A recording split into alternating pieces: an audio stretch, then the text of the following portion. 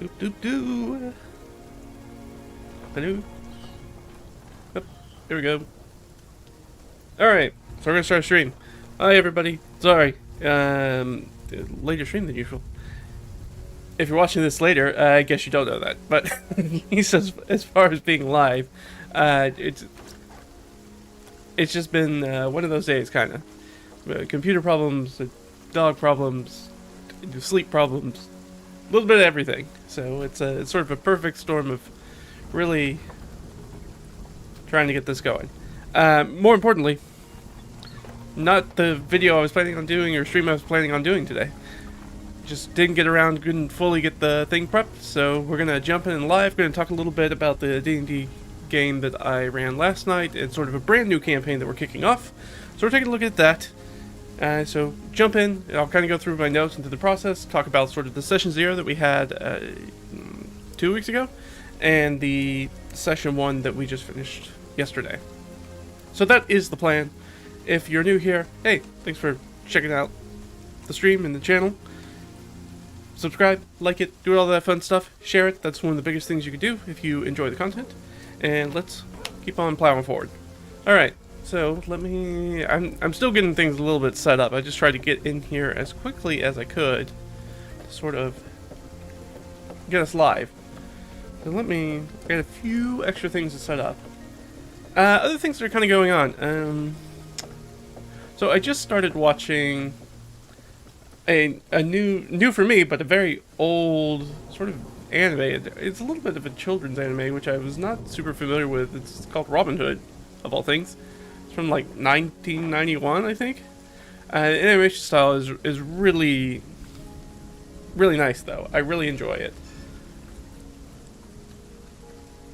The dubbing, not so much. There's a lot of bad screaming in it, it feels like, a lot of the time, which is not fun to listen to. It's kind of ear grating, but you know, it's fun to see that.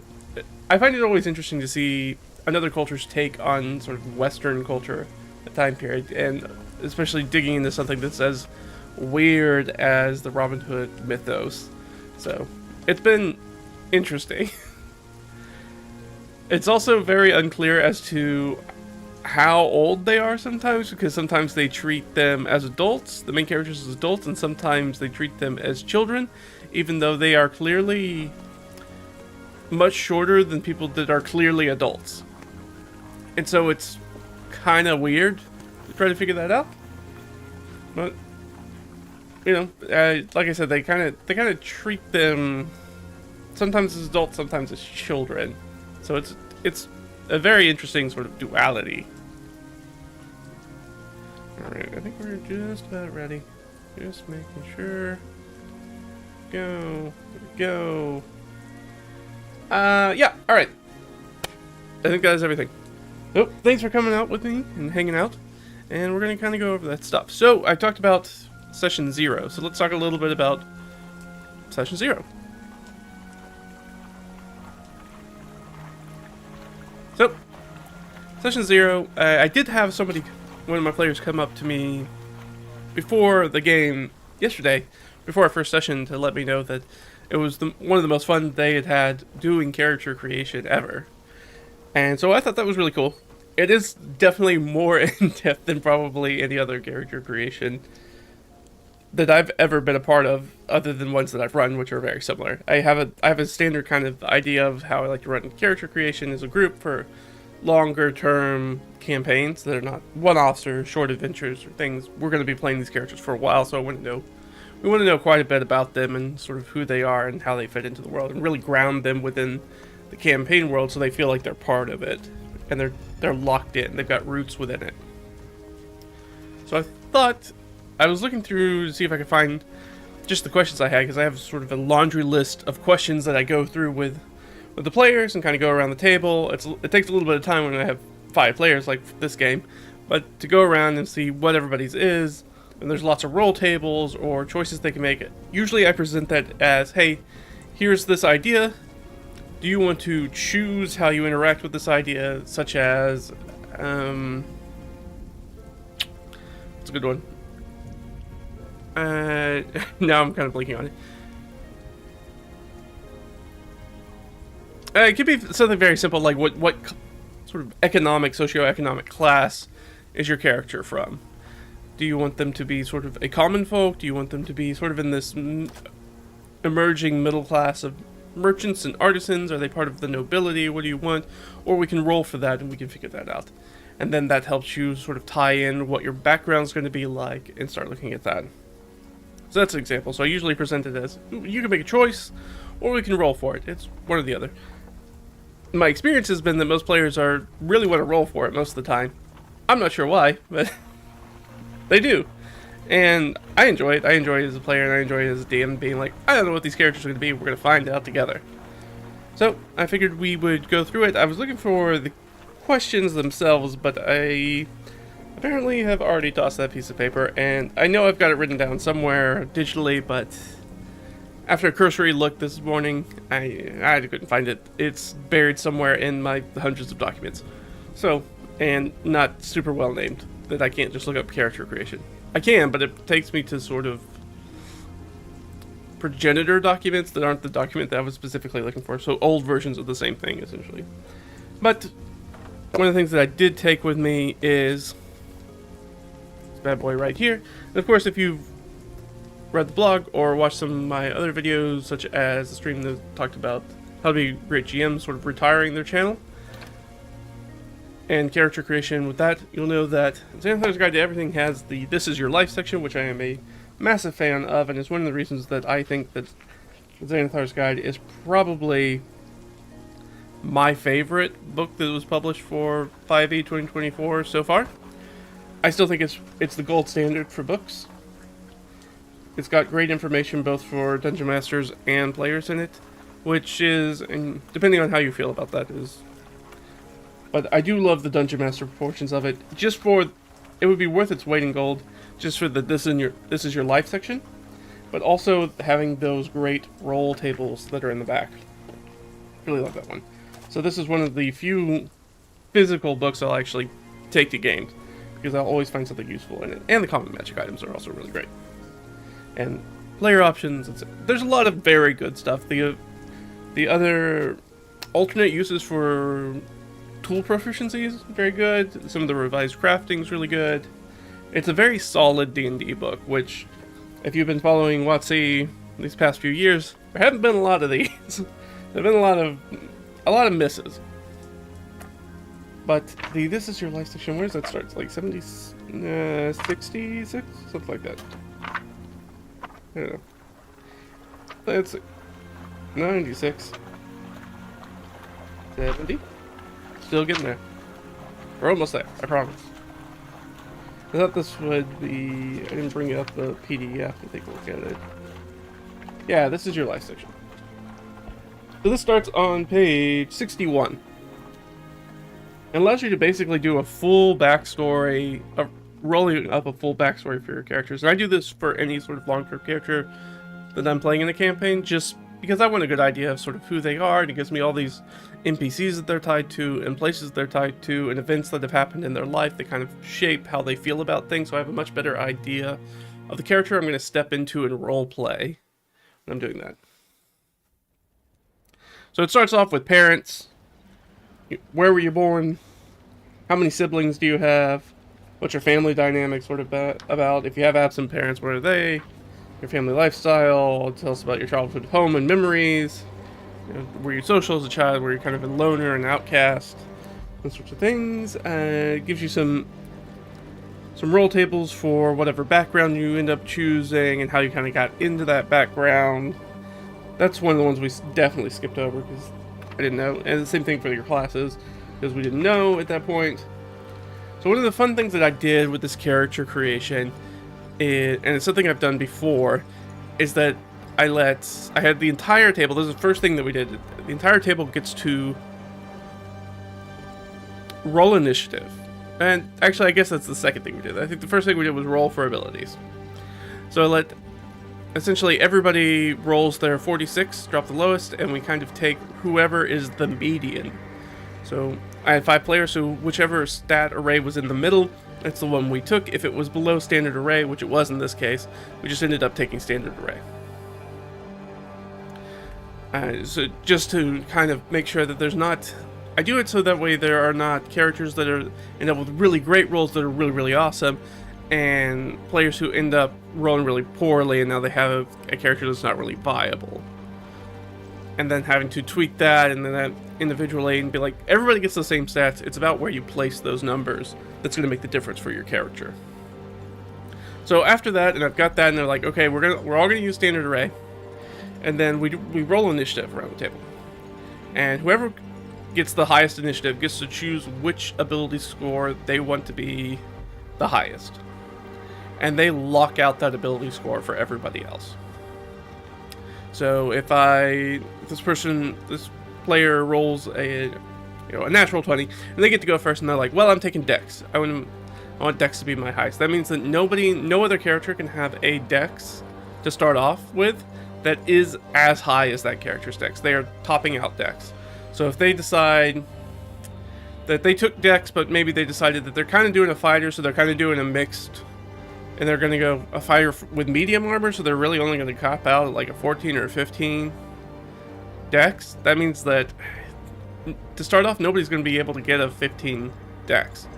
So if you have somebody who wants to play rogue or anything like that, they're going to have a longer time doing those ability score increases as they level up. Now, after the game starts, anybody can put their points wherever they want. But just to start off, just to ensure that there's always somebody who's kind of good at each one of the ability scores, and you don't end up what sometimes can happen with a group of players is you end up with a bunch of people that are really good at Dex, nobody who's good at strength, nobody who has any intelligence, and they may or may not have any charisma in the party, depending if somebody's deciding to play a sorcerer or a warlock, probably, or a bard. So if they decide not to play a face class, they really suck at talking to things. They don't really know anything intelligence-wise within the world. They can't move heavy objects. It really kind of deflates what you can throw at your players when you know that they're only going to, when they focus in on only being good at dexterity, constitution, and wisdom, which is kind of the go-tos, because those are the big saving throw scores. So what I'm trying to do is trying to avoid that, to make sure that hey, there is going to be somebody who's going to be decent at strength, because they're going to be, in the end, once it gets down to you, there's only so many left, and you're like, well, I got to choose a class that kind of puts us towards going that way. So I'm like, well, there's only charisma and constitution left because I rolled really poorly in my initiative, so I'm going to need to, I don't necessarily have to play a charisma based class, but I will be more useful at lower levels if I do that. But it just doesn't mean that they just can't top out anybody else. So if you have somebody who comes out the gate with a 17th, and we roll for it, so they could have a 17 or 18 in strength, that does mean that you could make a fighter build that's got like a 16 or 17 in strength and still be an absolutely fine fighter in their own right, or ranger in their own right, or whatever it is. And then, but they also have all this charisma too, so they become sort of the natural talky person, and then they're more likely to assign their skill points to those sort of areas when they get those free skill points that they can drop proficiencies wherever they want. Be like, oh, well, maybe it would be good to have intimidation. I'm a fighter, it'd be nice to have intimidation, and I have some charisma, so yeah, I'll take intimidation. That sounds great. Kind of giving them those options, trying to have both a more well-rounded party and more well-rounded characters. So that's kind of the start-off point. Then, of course, we kind of go through the rigmarole where we're choosing their backgrounds and choosing what ancestries and heritages they want. I tell them a little bit about some of the ancestries and heritages in the world, but I didn't want that to... and what was going to be normal in the area of where this campaign is set within my world. So they kind of know it's like, hey, you can play whatever you want, but I'm just letting you know we're starting the campaign in a place where there's basically not any humans. So if you decide to play humans, you stick out like a sore thumb, for good and for bad. So just to make sure that everybody's aware of the decisions they're making. That's the prime thing that I'm trying to do with any sort of session zero. And so they're kind of going over that and deciding what they want to play. Now, I did hold back some of the information. Now I've started to, in drips and drabs, kind of push that out to people. So, because I have some very specific things about how different ancestries work in my homebrew world, which of course, if you want to see more about that homebrew world and everything that kind of goes on with it, I've been doing a series on it over on my blog, reddragonfiend.com, for a very long time, and you can see us build it up from basically a blank map to this entire world map that's got different places in it, and now we know different information about sort of the gods and the religion and the ancestries and how they kind of get along and the technology level of the world and all that sort of fun stuff. So if you really like those meaty world builder bits, you can jump in and take a look at that. But I was metering out some things like, what was one of the ones? So one of my players, their character, decided to play an Aasimar. So Aasimar is not a standard ancestry in the world, but you can absolutely play it. They are just sort of the other side of the coin when it comes to tieflings, who are a normal race in the world. But it's going to draw a lot of weird attention, so that character's kind of hiding who they are. They're just kind of pretending to be human. They look like they're human most of the time. So they're just kind of pretending that they're human, but they're also starting off in an area in which there are not a lot of humans. And there's some racial tension between humans and elves and half-elves. Primarily between humans and elves versus half-elves. So there is some blowback with that they may encounter. And then if they're going to figure out they're an Aasimar on top of that, then we'll deal with that whenever that comes up. Let's see, other characters. Oh, we have an elf, and I've got probably the elf ancestry in my world is a little bit more developed than I think any of the others at this point. So kind of talked with them. They use these singing bowls when they do their trancing. They have their own specialty inns because they don't need beds because they don't really sleep. So they have a different sort of inn structure. They one of the things that happens in the world is that non-elf ancestries have extreme face blindness when it comes to elves. So it's really difficult for them to tell elves apart when they see them. It's just a weird quirk of the world, and the way that I was telling the character, telling the player about it, is that think of them as being so, they cleave so close to what we think of maybe the classical expression of what beauty looks like in people, is that they do look somewhat similar, and though elves don't have any problems telling each other apart, other ancestries do. So most of the elves that go around usually have some sort of very clear marking that identifies who they are, which is like a unique piece of jewelry or clothing or a tattoo or some other mark they sort of introduce themselves with to kind of be like, hey, this is who I am.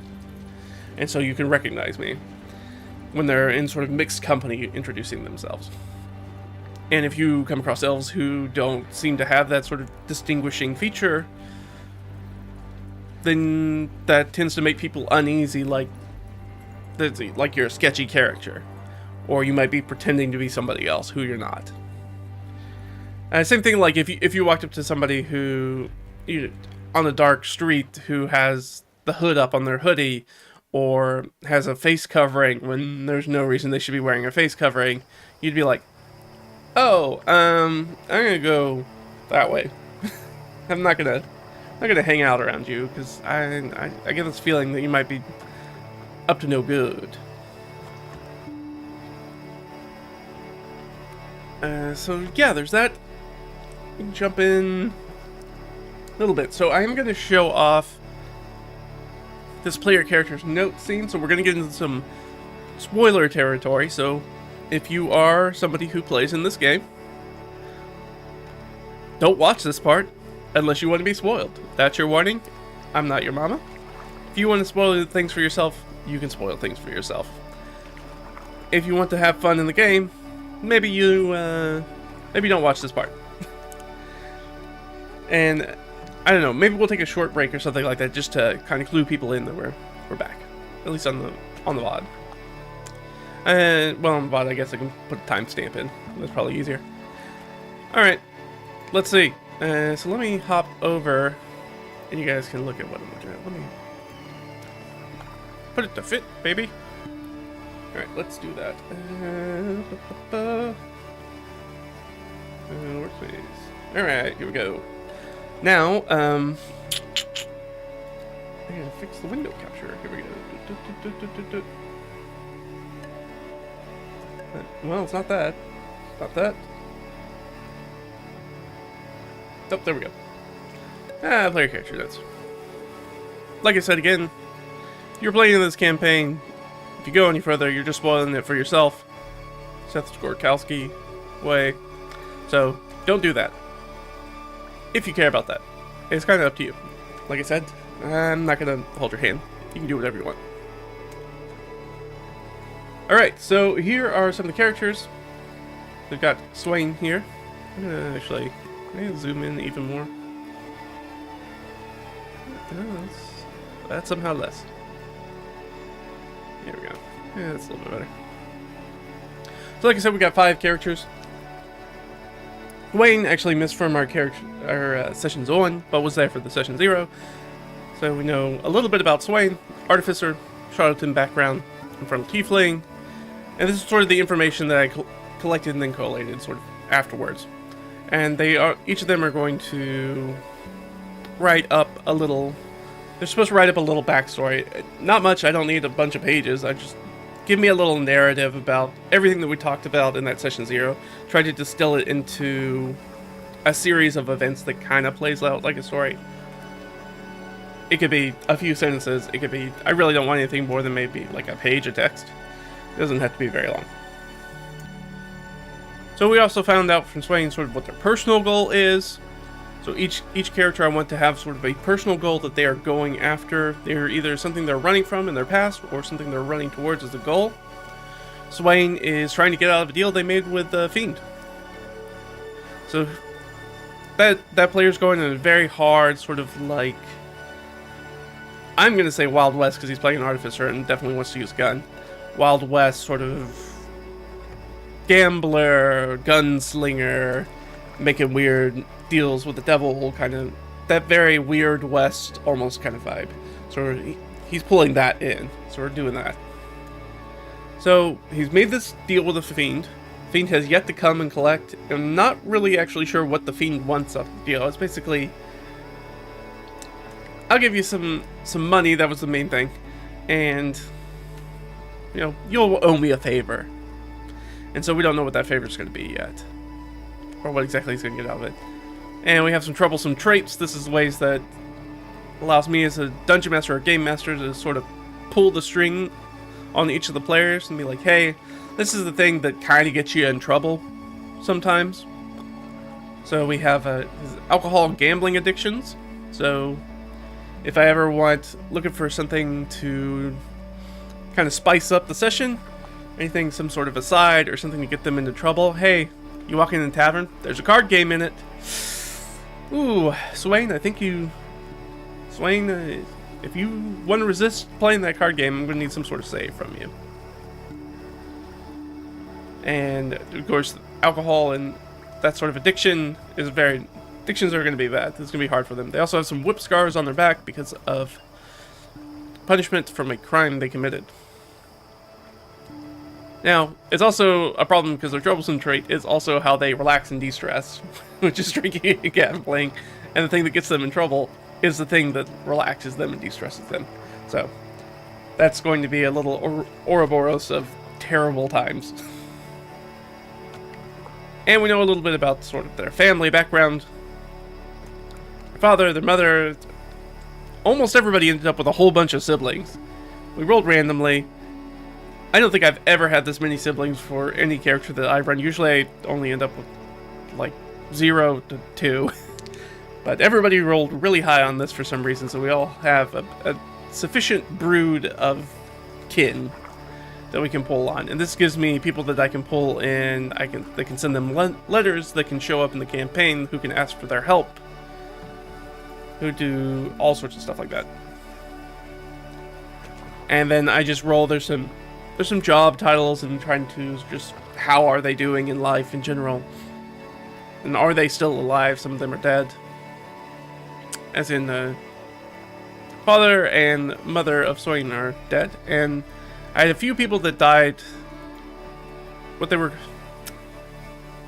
Died in backstory, so I kind of decided to pull them all together in this burning fever, which was an epidemic that ran through the city that most of them have in their backstory, where they all kind of come from this major metropolitan city, in and around this major metropolitan city, and there is a big plague that's basically swept through the country, and so a number of them have, or multiple of them I should say, have deaths in their family from attributed to this burning fever. We also have the Bloody Heather Mercenary, which is a mercenary company within the world. Probably one of the most famous ones. Or, maybe not famous, just omnipresent. They're just sort of everywhere. They're very successful in that way. So life events, there's an awesome life events table in Xanathar Sky that I really, really like. It kind of gives you just an idea of what the characters were doing before they became adventurers, and sort of the things they've dealt with already. Killed a man, made a deal with a fiend. We already knew that. So Caleb, this player decided that they wanted their character to have amnesia. So that's a fun one. So I get to make up his backstory. So if you are this player, or again you're in this group, nobody knows this, so stop watching, or you're gonna spoil yourself. Even though there's not too much of it in here at this point. So their primary goal for Caleb is trying to recover their memories, trying to resume their life, resume their life, or make amends for anything they might have done that they've blacked out, sort of from their mind. Hyperfixated on trying to trigger memory recovery. They have this cloud and stargazing. This person's also playing a cleric in my game, so I have given them a whole bunch of information about the gods and the religion that they're going to be dealing with, and to their credit, in the first session, they really dove into it with both feet. Jumped in with both feet. They dove in and/or jumped in with both feet, and have been really great at sort of picking up on little things, doing these little sacrifices, doing these little prayers, and things like that to show that they are a religious person who's living in a religious world. One of the things that I try to encourage with this, particularly this campaign world, this world that I have, is that a religion is such an important part to everyday life. Even though for a lot of people in the modern world, or that we think about it in our real lives, religion may or may not be actually that important. I remember that in sort of this fantasy or even a historical context, lacking any sort of formal sciences or training and explanations for why things happen in the world, religion is the thing that kind of fills that space, provides that answer for a lot of people. So it's a very important thing to everybody all the time. Though I did tell them up front, it's like, you can definitely be agnostic, you can be atheist as you want. It's a little weird to be atheist in a D&D world in which people clearly get power from gods, even though you might argue that that's just from fiends, or that they're warlocks instead of divine clerics or paladins and things like that. So that's a theological debate that you can have in universe. And I'm a little hands off when that comes to talking about that in the campaigns that I usually run. Like, the gods are as important and as present in a campaign as you kind of want them to be. They're always around, there's always these signs of them around, and things that we can attribute to them. Or things that we didn't do and then bad things happened, or things that we did do and things went better, or more mild, or turned more in our benefit. And maybe that's luck. Maybe that's the dice. Maybe I'm adding something to those rolls. Maybe I'm subtracting something from those rolls. I mean, I guess I could just say, as the person who's running the game, I am doing that.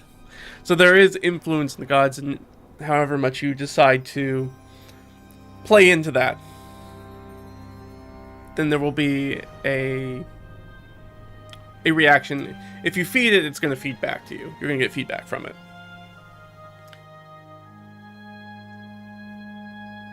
So any of the characters can worship the gods, and this is a full, like, true Greek pantheon style, so there's not... I had to re-explain this in the first session. So that there is no... You just jump in and tell people, well, I worship this god.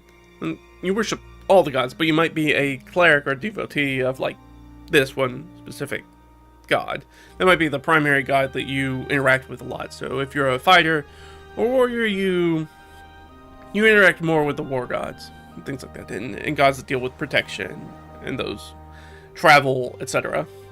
If you are a peasant farmer, well, you're gonna spend a lot more time devoting worship to gods of hearth and home and agriculture and weather, all those things. So it's just a choice. But everybody worships all the gods. So you don't just be like, well, I worship the god of war and nobody else. Okay, well, the god of war doesn't have... Their domain does not include everything. So if you pray to him for good crops, the god of war is going to be like, okay. And not really my purview. I don't really have anything to do with that, but cool. Thanks for the sacrifice, I guess. Let's see, what else? So we're learning more about this character. I don't want to go too much into this character, but we can already see some of these. So I've done some separate highlighting to be like, hey, is this tied to this other character? Trying to find ways to tie these characters together, how they might know each other through places, things, NPCs specifically, creatures. So, you know that this father is alive, they're a water genasi fighter, they're an adventurer, and then is this Zarnock's commander, which is one of our other PCs. And that's just a question for me right now. I don't know the answer to that. Maybe, maybe not. We'll see. Haven't made any decisions yet. It'll kind of depend on... I'm just putting these seeds down. I'm gonna let them germinate. If they germinate, if they take off, if it feels like it's a good fit, we're gonna lean into it. If we're going and those characters don't seem to be close, or it doesn't seem to make sense as we get more information about the characters in the world as we play, then that's not true. So these are just potentials for me. Let's see. So we have another full sibling who may also have amnesia. Don't know. Also got when I was rolling their background, they actually ended up with a bunch of items because that's for their life events, because that's how it went. So they've got this tarnished brass kazoo, which they know what it does. Another one is met someone important, a restless spirit, and then is this tied into one of the other characters also has seen a ghost, so are those the same thing? It's the same spirit or not? Maybe. And they got themselves a mystery key. I really enjoy this tarnished brass kazoo. It's just a random trinket you could roll for. And I think it's in the PHB trinket table. I believe is where I got it from. Because I've had a character in a nautical campaign who had this before. It's just a silly thing. It's a kazoo you can blow underwater, and it summons one normal fish of the nearest common variety. Now, if you're playing a more survival-based game, which this will be a little bit more survival-y than certainly I think any of the players have played before. To say that they got rocked a little bit in the first session by some waves. That's the sort of campaign we're rolling here, because nobody decided to take water vehicle proficiencies, which is fine. You hired a guide to take you, but you guys are also paddling boats on the open ocean, and you don't really know what you're doing. So there is some danger that kind of comes with that. Let's see. Sniz is our elf. And you have to know this player a little bit. This player, some of these characters are a little silly. Sniz is probably one of the sillier characters. If you couldn't tell by the name, a little silly. So they're playing a high elf druid. So they have the face blindness thing. They have star tattoos on their face. like a constellation tattoo on their face and neck. And that's what sort of sets them apart. So they're very easy to sort of identify because of that. So, full name is Snizzlewick. They have a last name too. I don't remember what it is. I did not write it down. I'm a bad DM. I very rarely write down last names, and I very rarely give them to my own PCs, because we're going to end up calling you whatever the easiest name is anyways in the campaign, so I just try to make easy names. So they go by their shortened Sniz, or the Sniz. So, Sniz is our high elf. Their personal goal is luxurious easy living with hot sugar daddies, which is great. So their troublesome trait is they'll do more than most to either earn or save coin for themselves, because they want to live that bon vivant lifestyle.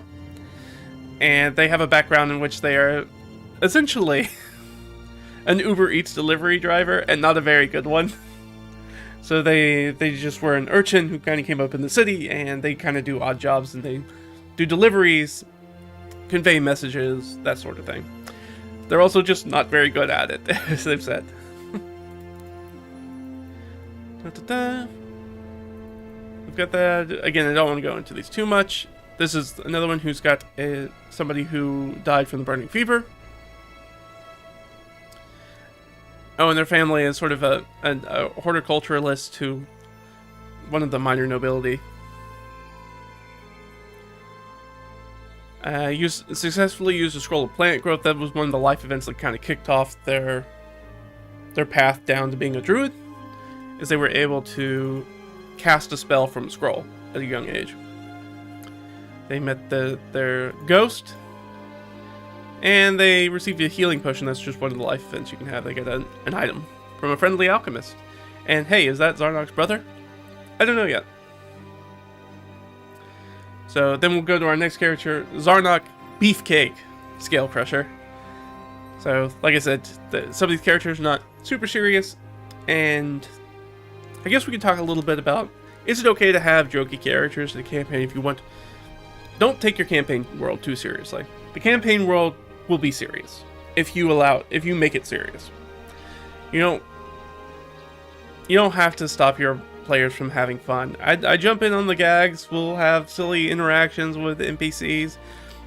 We're all here to have fun, so have that fun, and it's okay to have moments of levity and light stuff in addition to moments of serious, and if you want to go into full drama. Just make sure there's balance. But if you want to be like, no, we can only be super serious in this campaign, it's really hard to be a player in those sorts of campaigns. When you feel like, again, I am playing a make-believe elf. It's not that serious. Like, I understand. We still need some things of levity. Even if you look at something, a game like, what's a good example?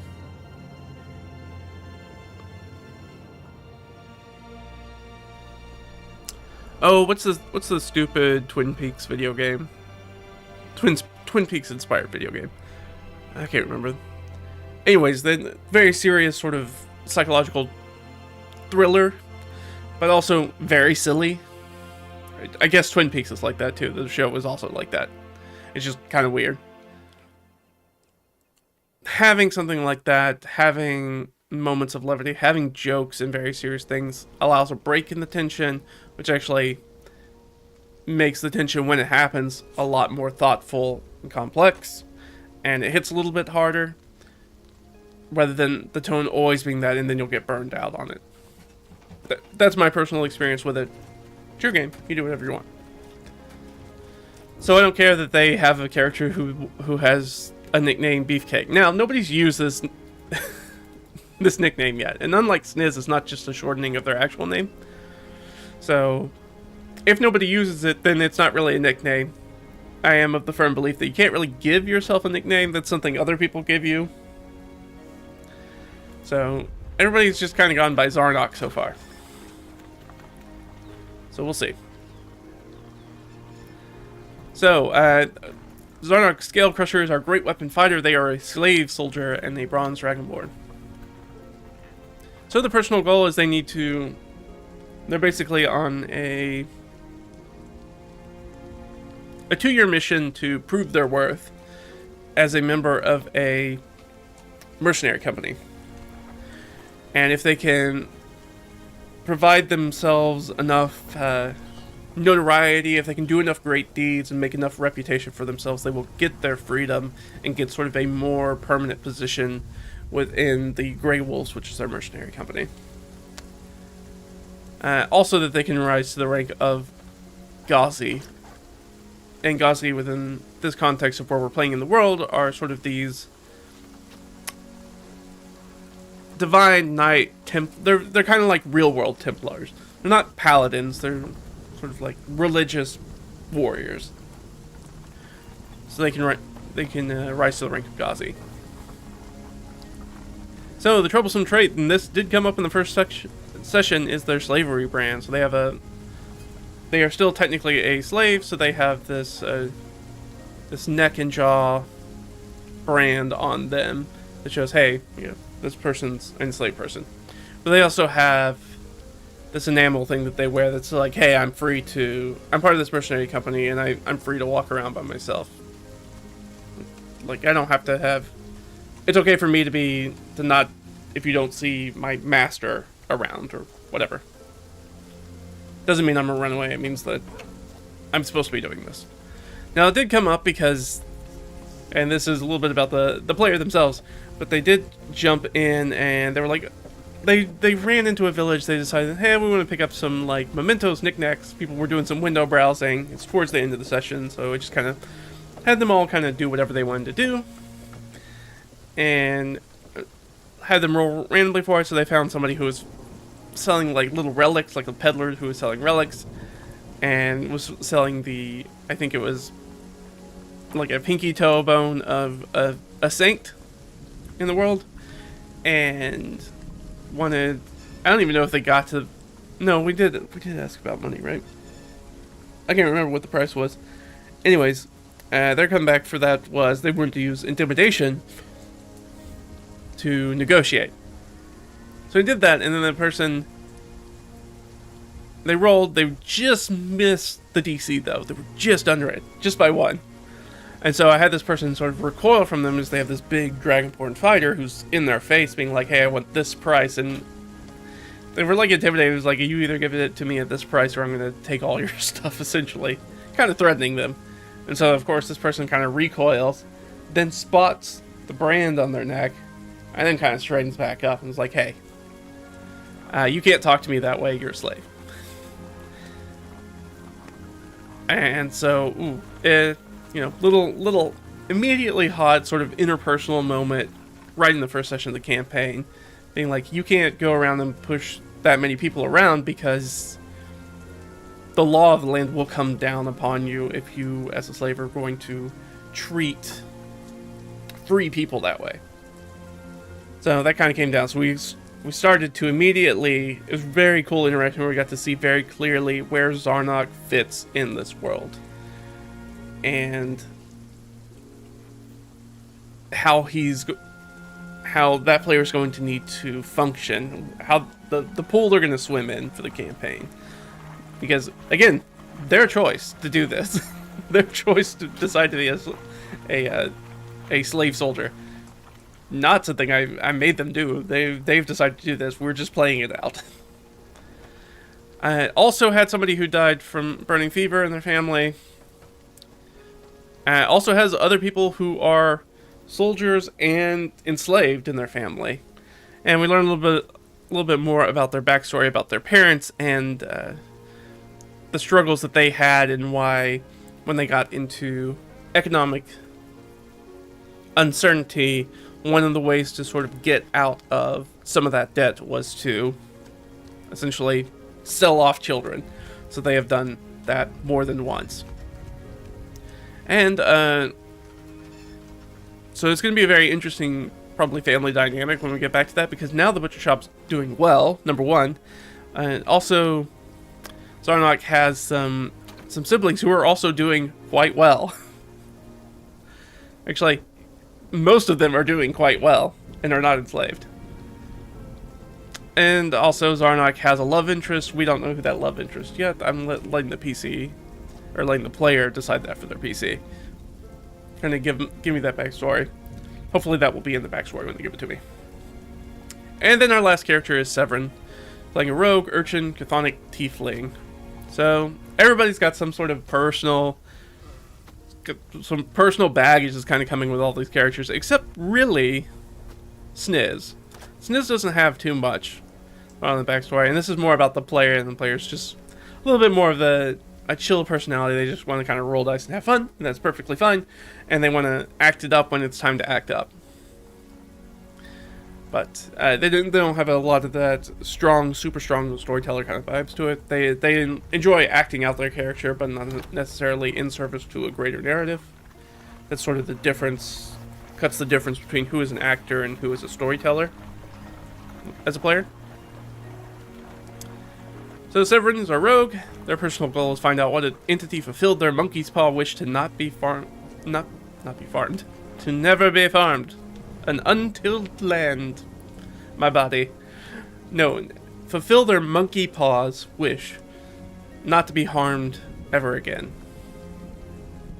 So they do this thing where they sort of have it's kind of like Cloak of Displacement or Blink, where they kind of shimmer in and out of existence when they're threatened. So it is both a boon and a bane for them. Bit of a curse. So, creatures must make a relevant attack roll to interact with this character. This means not only deal damage, but even if you're trying to do buff spells on them, if you're trying to lay out hands on them, if you're trying to just do something like pull them out of the water and get them back on a boat, there's a chance that they're going to flicker out of existence. So, it's a very strong good thing in combat, and then it's also a very strong bad thing a lot of the rest of the time that anything bad happens to you. So, very interesting. We're going to have to see how that plays out. But once they do get you, the displacement goes off until you finish a short or long rest. That was the one thing, because I was like, this will be way too annoying if it's literally all the time. So, you basically get it. It works like the Cloak of Displacement, just with a rest, rather than because it doesn't take up an item attunement slot or anything like that. Rather than, I believe, Cloak of Displacement starts again at the start of your next turn. This is like till you rest, so there you can't cheese it too bad, because I didn't want them to be able to do that. So their troublesome trait is they're enthralled by the occult and mysterious. That will come up, especially considering we have this Caleb character, the Asmar, who's got a bunch of amnesia and weird stuff going on. So we've got how do they relax and de-stress? They taste and cook exotic dishes. Their capstone thing is that example of their capstone dish, their sort of masterpiece dish would be cooking a rock. And I put it in here. It's if you ever watched any of the old Voyages of Sinbad movies, there is they fight a rock, and it's like an Etten, so it's a big bird with two heads. So I wanted that's an example of something like weird that they want to do. Obviously, this player is heavily inspired by Dungeon Meshi, which is fine. I love Dungeon Meshi too. So they wanted to do the taste and cook exotic dishes, which is very funny because I'm playing in another campaign in which we have a character who is also constantly wanting to eat new creatures and monsters, who obviously also inspired by Dungeon Meshi at this time. So it's going to be fun to see what those do. We've been playing the other campaign in a while with that character, so I've really enjoyed that and seeing how that goes and all the inter-party stuff about, like, I mean, goblins are kind of humanoids, so if you eat them, are you a cannibal? Maybe. Maybe. So that's been a fun thing to deal with. Let's see, so their family is being harried by a mysterious wanderer. Don't know exactly what that is. I have down here, maybe they're an energy vampire. They show up and just kind of bad stuff happens to the family. Like bad fortune kind of happens to them. And they stop them from having usually very great lives. So a lot of these siblings also have terrible things that have happened to them. All the siblings kind of have a hostile relationship. I think everybody within the family has kind of come to the realization that the more that they stay together, that they're in the presence of each other, the more likely it is that the wanderer is going to show up and bad things are going to happen to them. So they've kind of spread to the winds for the most part, trying to stay away from each other. So they don't have a great relationship because bad things always happen when they get together. Or always. Generally happen if they stay in contact for any amount of time. Along with their parents' relationship, which has not been great. And so, again, now you understand why they would have this monkey paw wish of not being harmed ever again. And something that a deal that was made by a child who didn't really understand the implications of what they're asking for. But yeah, I mean, they've got things that people with relationship issues, people with mobility issues have been hurt, financial troubles, somebody who's been sentenced to hard labor. And then you have a couple of people who are kind of successful. One of them's off by themselves, so maybe it's just the wanderer hasn't gotten around to them or can't find them. Maybe that's why. And then one of them is an entertainer. And so the way that I kind of flip this is that this is somebody who's learned to game the system. That's what they're doing. They're gaming the system. They're like, we're going to take the wanderer always brings pain, and I'm going to turn that into beauty by being an entertainer who, of course, they're the sort of person who has all these sort of tragic love songs and things of that nature. There's everything, all their performances and stories they tell are always very melodramatic dramas, and are most of the time probably personal stories of things that have actually happened to this NPC. And so they found a way to game the system and be able to be like, all this terrible stuff has happened to me. I have enough musical or charisma ability to take that and flip it on its head and use that as my muse, basically, for my lifestyle. So that's going to be very interesting to get into as well. And just because we have all this stuff doesn't mean that we're going to get to all of this. Not all of this will be super important. It doesn't mean that we're going to meet every single different sibling of every single PC. We're not going to deal with every single thing that comes up with them. But we're going to have a good tableau that we can sort of pull from. This is just our resources. For me as a dungeon master and game master, it'd be like, here's all the cool stuff I can pull for these players and throw into the world that they get to deal with, that's like their little thing that they get to play with, which is very fun. Alright, I'm going to take a step away for just a minute. I'm going to be back. We're going to keep moving on, but give me just a second. Alright, hang on.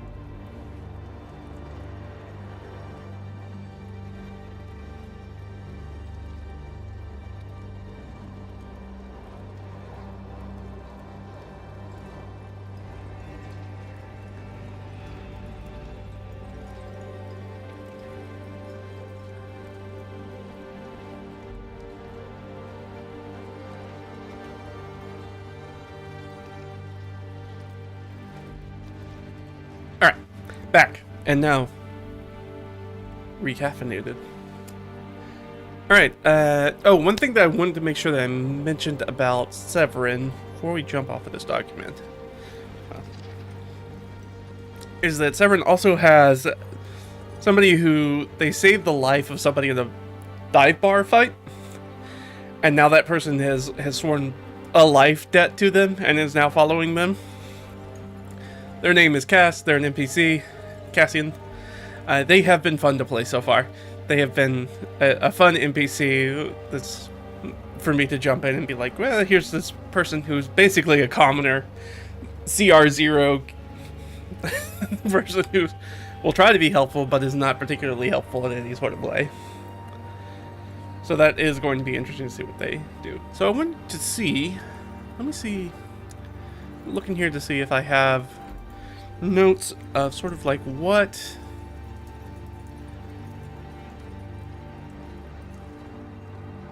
background kind of looks like. No, I must have it under my other.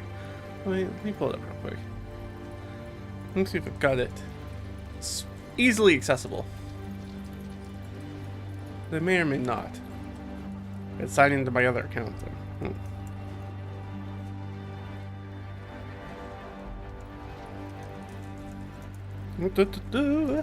Here we go. Do I have August's backstory?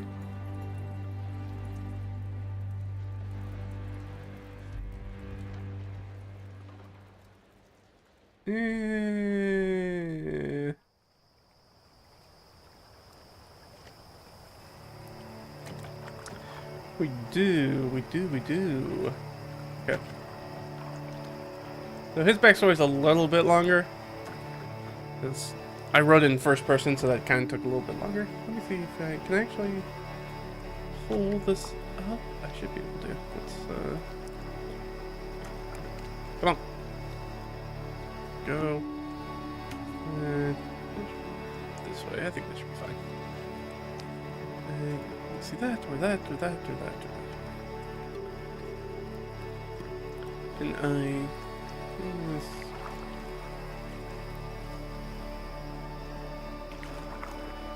Oh yeah, let's do that. Okay. Alright, let's do it that way. That'll make things just a little bit easier. Sorry. Holding. Huh, there we go. Let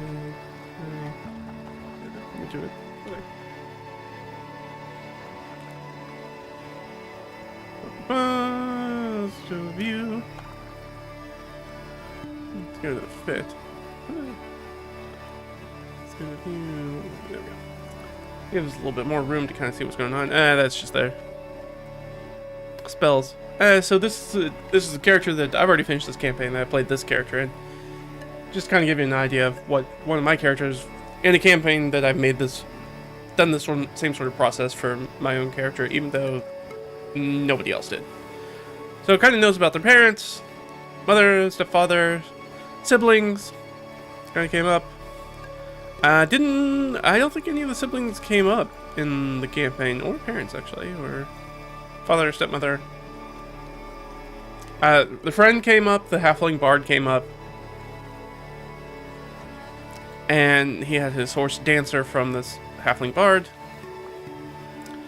Talks a little bit about his physical description. He has his 3 oars tattoo on his forearm that he usually has covered over most of the time, as well as a chest tattoo. They're all kind of tied into his backstory. So he is a divine soul. He was a divine soul sorcerer.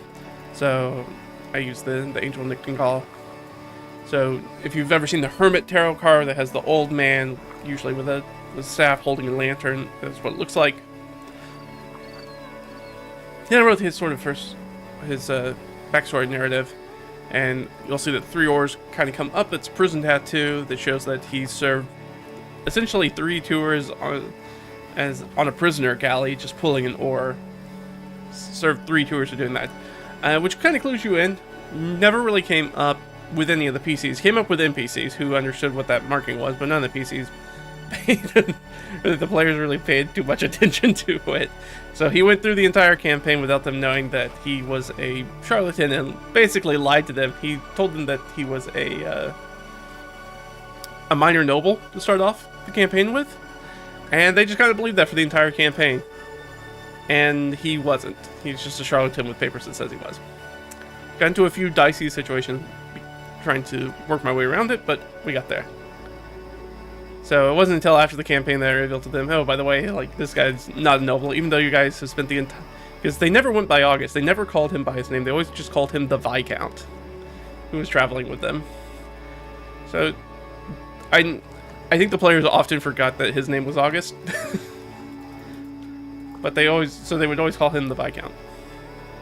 Which just reaffirmed the lie that he was a noble, so it was even more surprising at the end of the campaign to be like, hey, by the way, this guy totally not a noble. And he lied to a bunch of people about it, including a prince. And was able to get away with it. So I talked a little bit about sort of his background. Again, I wrote it in first person kind of talks. Learned early that people are gullible, and he was blessed with the gift of gab because he's a charisma character. And it was easier for him to sort of talk his way into money than do things. So he did more of that. And then it was much easier to function in a life of crime successfully than it was to do it by standard means within society. So he did a lot of those things. One of the big things that kind of takes him off is sort of the impetus for him becoming an adventurer is that he takes somebody hostage. Somebody that he was cozying up to another noble, and the noble wanted to marry his daughter off to my player character, and my player character's like, I don't really want to do that. And so instead he was like, I'm gonna hire some people. We're gonna kidnap your daughter from... She was in a cloister. I think she's in a nunnery. We're going to kidnap her and ransom her back to you, so I'll take all your money, which was the thing that I wanted to begin with. We'll do that and then run away from there. So, yeah, that was the plan. It's been interesting. But yeah, that kind of gives you an idea of what that would look like. I think it's, what, maybe 2.5 pages, maybe 3. Not super long. Not a super long backstory. Alright, let's move on. So we did that, so let's talk a little bit about what happened in session 1. Then we'll probably call it for this stream, well, I shouldn't say that. We'll see how far we get, but my throat is pretty... So, here are the things that I took to run the game, so I'm trying to not use basically any digital resources. So this is what I got to run the game, which probably seems like a lot, but most of it's Janitor's Guide. I've got 2 folders here, and then just a spiral notebook to take notes in it. So, first one is, let's look at, so this is just a different little binder or folder I put together. Just going off, it just has some information about the setting, because there's a lot of setting questions that have come up. I want to make sure to address them, so it kind of gives some ideas about... Oh, these are the character questions. I did have them. That's stupid. So I did have them in front of me the entire time. So, in the area they're in, how common are each of the ancestries? So there's a D100 table when they run into somebody that I can roll on, or I let them roll on to tell me, what type of creature do you run into? So we did that in the last session, ran into some Dragonborn. And it tells, got a little map that kind of shows the local area about where they're doing. I'm not sharing that map with the players, though. In a lot of campaigns, the players have a very good idea of where they are, and they have a one-to-one perfect representation of the world and the area, and that's just not how maps have functioned for most of human existence, so I'm trying not to do that with them. Oh, it's... I guess we should not really show anything. So I'm trying not to do that this much in this campaign, so I haven't shown them a map. I may, if they ask for a map, somebody might make them a hand-drawn sketch, and I'll just make a hand-drawn sketch on the fly and give it to them. So it'll be 1000% imperfect and have kind of a general influence, but I also wanted to do travel that's a lot more itinerary based. And by that, it's that instead of, say you decide, well, this is the 21st century, you have GPS on your phone. You hop into your car, you walking directions or biking or whatever, however you get from one place to another, that's probably not a train. And you go, all right, how do I get to that place? I know where I'm trying to get to, but how do I get to it now? Something like Google Maps or Waze doesn't really give you a map. I mean, yeah, there's a map, but that's not what you're using to navigate. Instead, they give you a list of directions, right? You're going to drive this far. At this cross street, you're going to turn right. That's the itinerary. So when you travel, you ask people, how do I get to this place? And they'll be like, okay, well, I think you go at least from this village to this village, and then once you're in that village, you'll need to ask somebody how to get to that next village, and those sorts of things that they will need to go through to figure out how to go to the place. So in this first session, I kicked off the campaign by being like, you guys are leaving the big city, you're headed to this nearby island to track down clues. Most of you are tracking down clues about your backstory at this point. Things that are important to your characters. You've gotten some tip that you think that something has piqued your interest about the island as far as it being something to do with your backstory. I'm kind of putting that onus upon them. If not, they're just kind of along for the adventure. So Sniz is kind of like that. Sniz doesn't really have a lot of strong backstory elements to go adventuring. They're really just kind of along for the ride for the most part. But everybody else has very specific things they're trying to track down.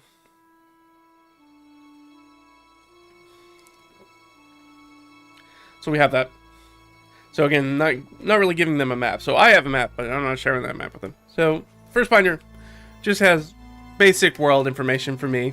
Essentially, when characters ask me some off-the-wall thing, like, I had somebody try to buy street food.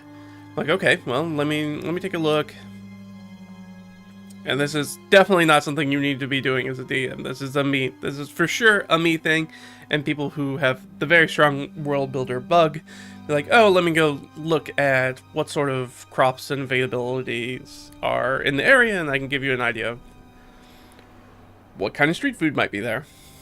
What they're going to be used. What are they using? Bread and pastry, pasta, noodles, rice. What is their flatbread? What is their sort of carbohydrates? What is the proteins that they're kind of using for it? To try to figure out what would be cheap street food that you could pick up. Again, not something you need to worry about as an Dungeon Master. This is 1000% a me thing.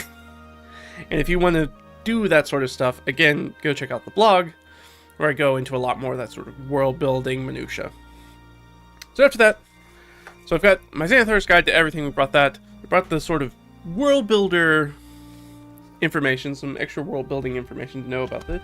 And then of course I've got my handy dandy DM binder. Now the DM binder is chock full of fun stuff, including a map in the front pocket, and a map, but for time. It's called a calendar. So a calendar, look at the in-universe calendar that they're going through, so I know the start date and can track that. They're trying to make it to a specific village before there's a big festival that's about to happen. So we're kicked off the campaign just full off with, you guys are leaving the big city to go to this island. Also, you have a dedicated point that you kind of want to go to during this time, just because it's a big festival and that would be nice. So that's sort of the kickoff for everything. So they have a place that they're trying to get to. They've got some ideas of potential leads that they're trying to track down for their own backstories. So in the front, we've got our calendar, and on the back, it's got agricultural chores by season. If you want this full document, but in a very pretty fashion, you can go check out the Drive-Thru RPG Pay What You Want titles. It's in there. So if you ever want an idea of what the peasantry are doing at any time of year, that gives you a good idea of what sort of things they're doing. So at this time, we're starting off the campaign. They are busy digging their own personal vegetable crops or vegetable patches and planting. That's what they're gonna do. I've got a prompts table in my 1d20 Oracle stuff, just in case I need it. Sometimes people ask weird questions about stuff you don't know, and so rather than me trying to spend a lot of time trying to think about, oh, if I don't have a good idea offhand about what that would be, I'll just roll an Oracle die for it, or I'll have the players roll the Oracle die.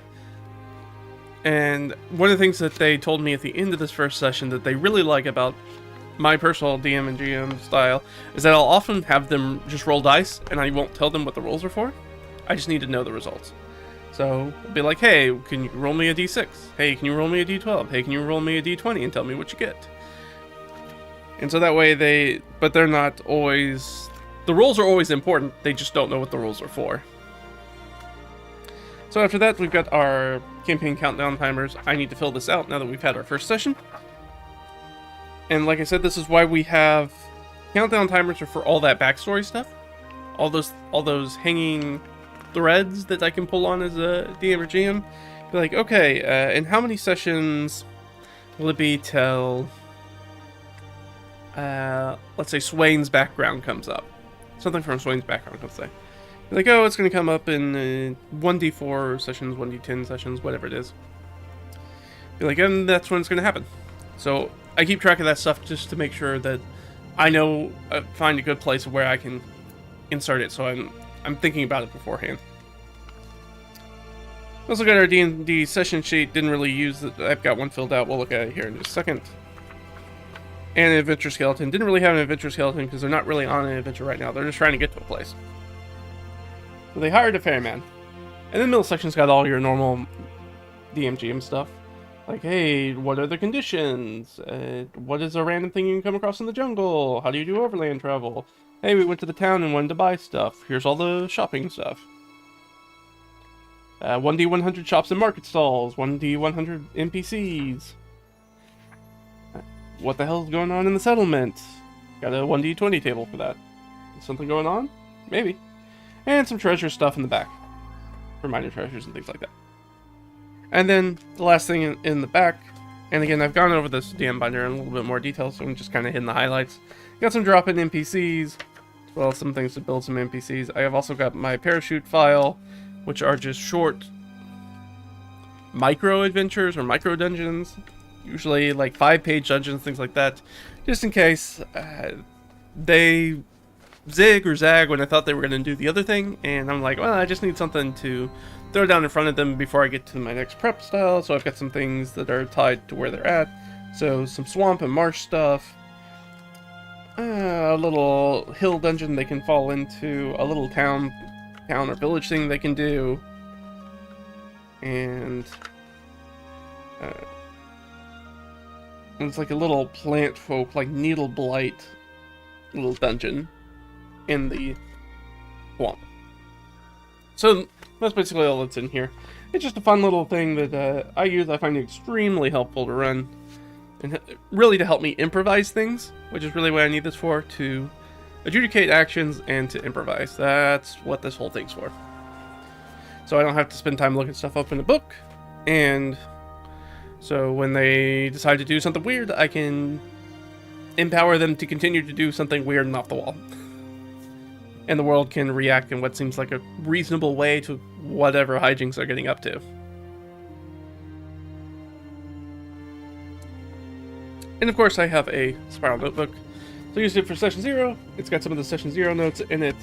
And got a few of my session 1 notes, though I did not make a lot of notes in session 1, just because there wasn't that much to make notes about. Because, and I'm about to go through sort of the adventure prep, or the session prep.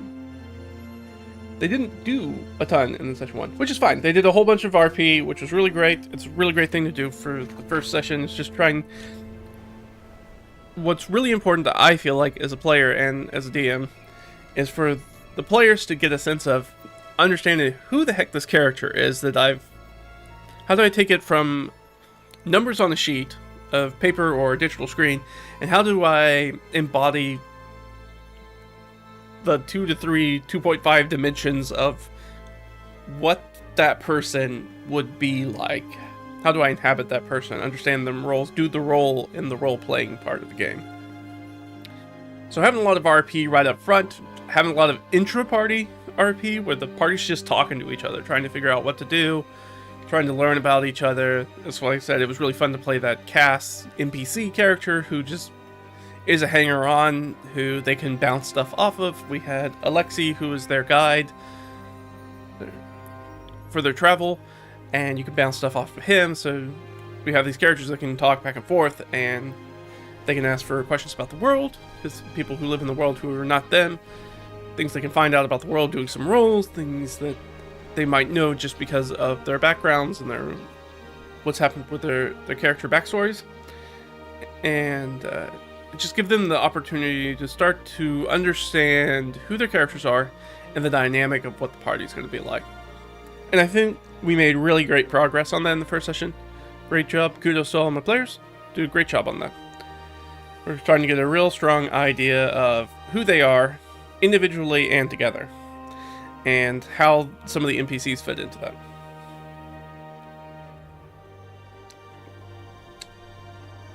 It was also important because, like I said, they didn't do a whole lot in the first session, and we'll jump into that first. So we opened up the session.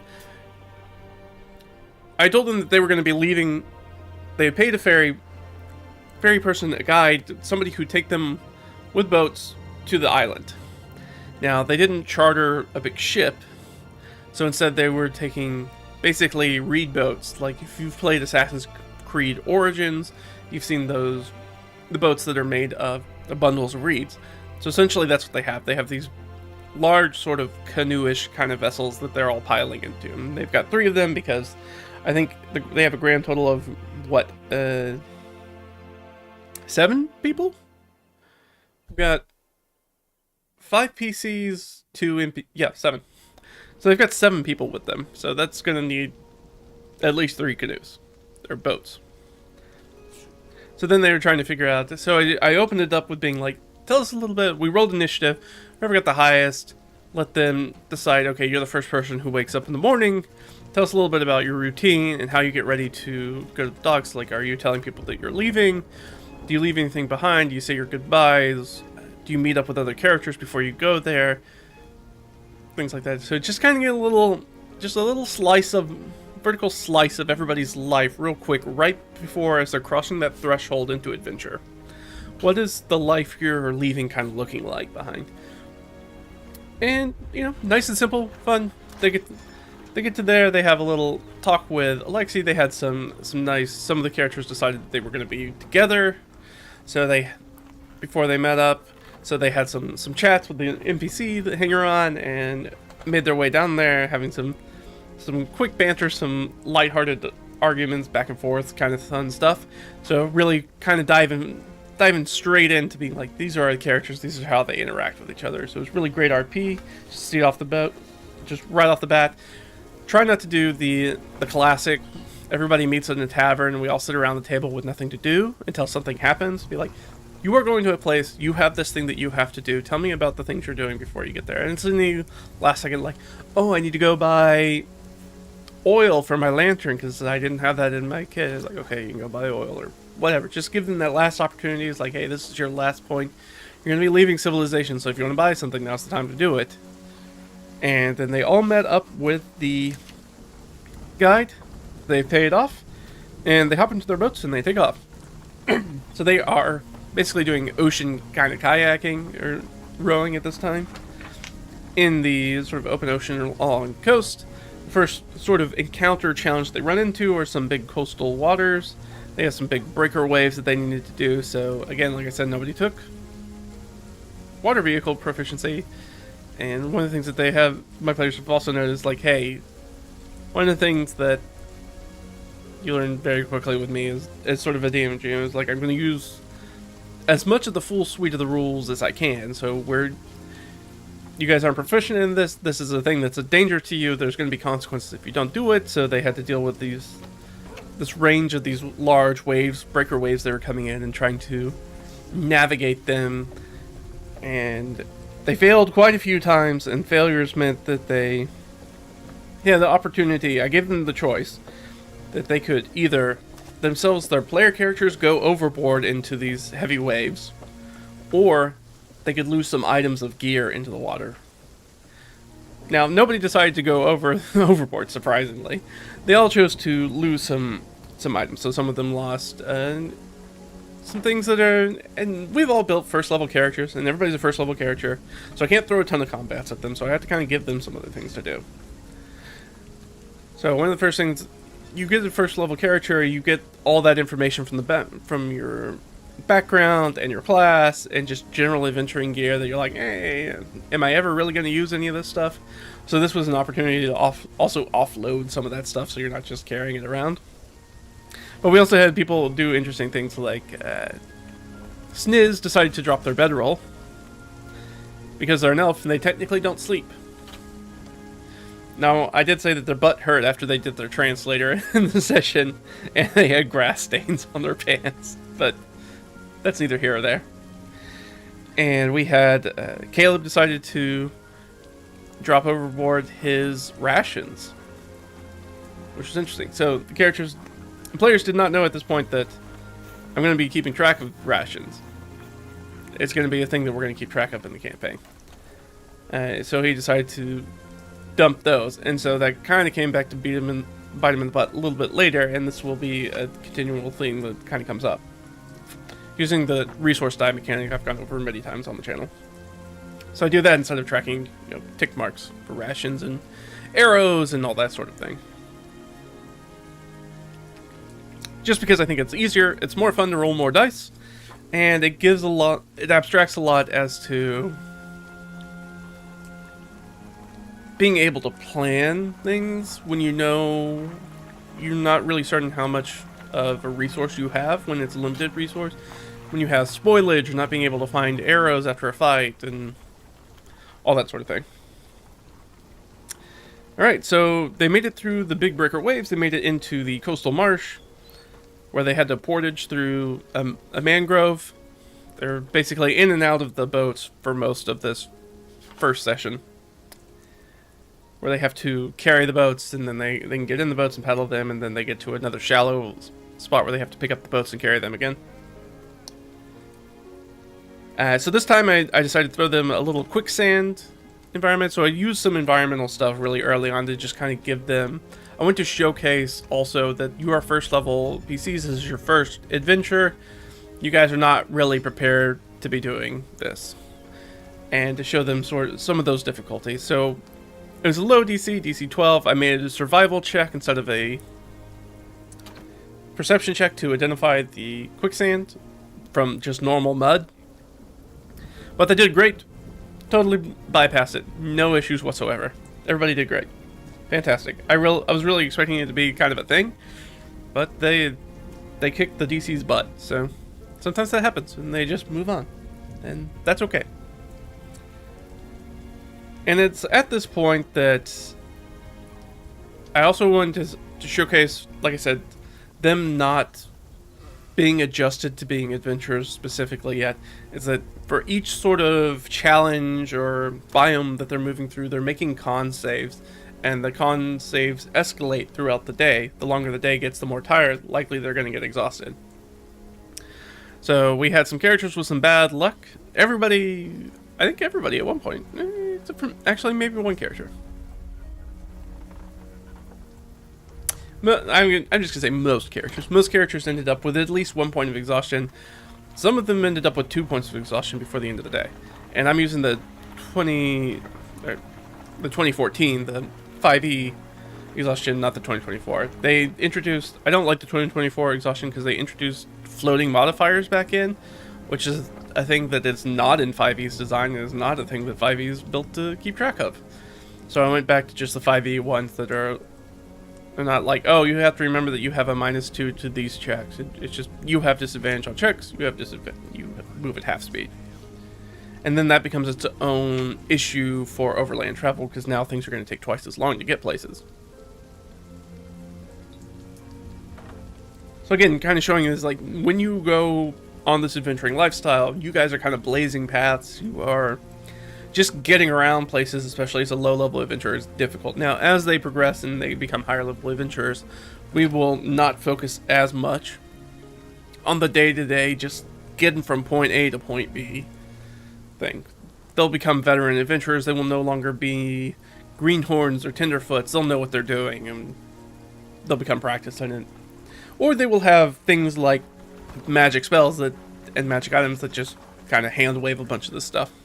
But for right now, they don't have any of those. So right now, they gotta deal with it. And it's really good because it's a good way to challenge first and second level players and their characters without combats. Because first level PCs in combat can go real bad real quick. One lucky crit can outright just kill a character. Like, not death saves, like full max HP death.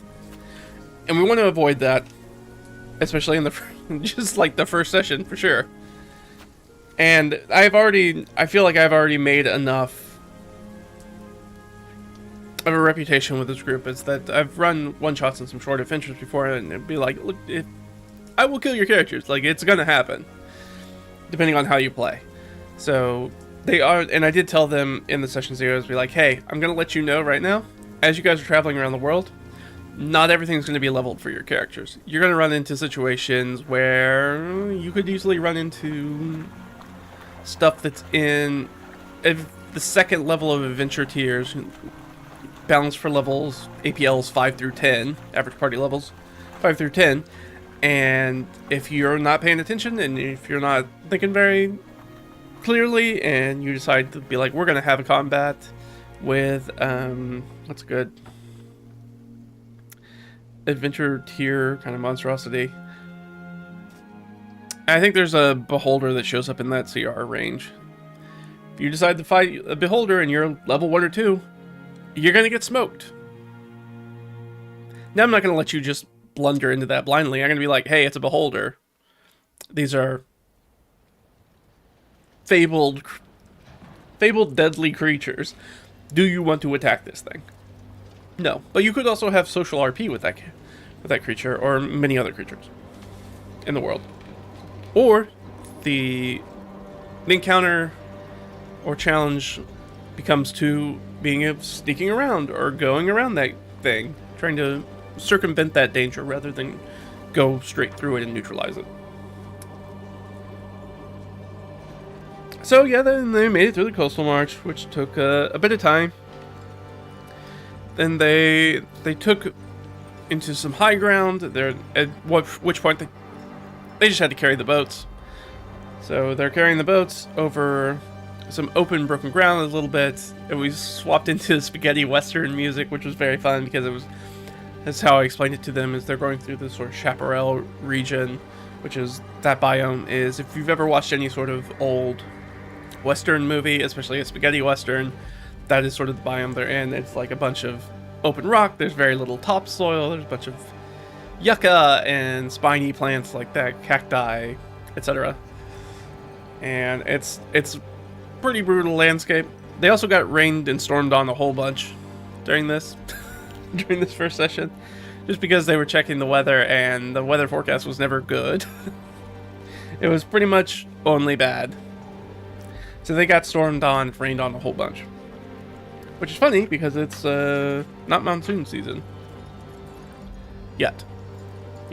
But it's coming.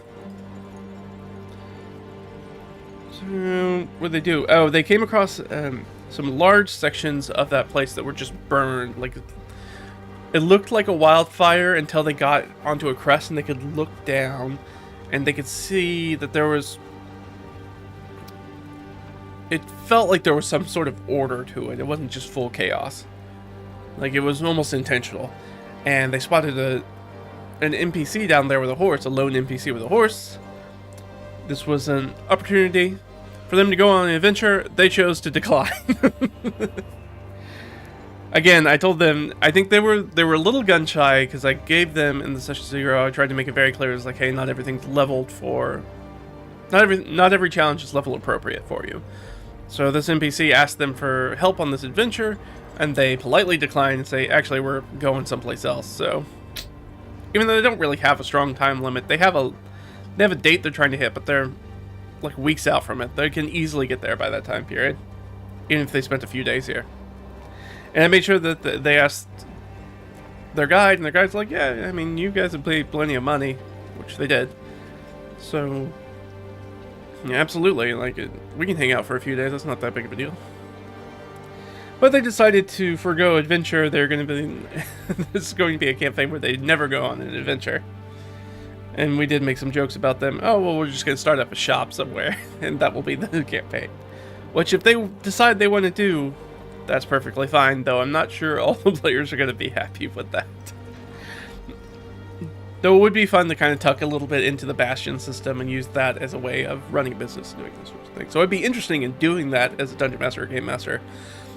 Now, whether that is not everybody's D&D cup of tea, so that's something we need to agree on as players.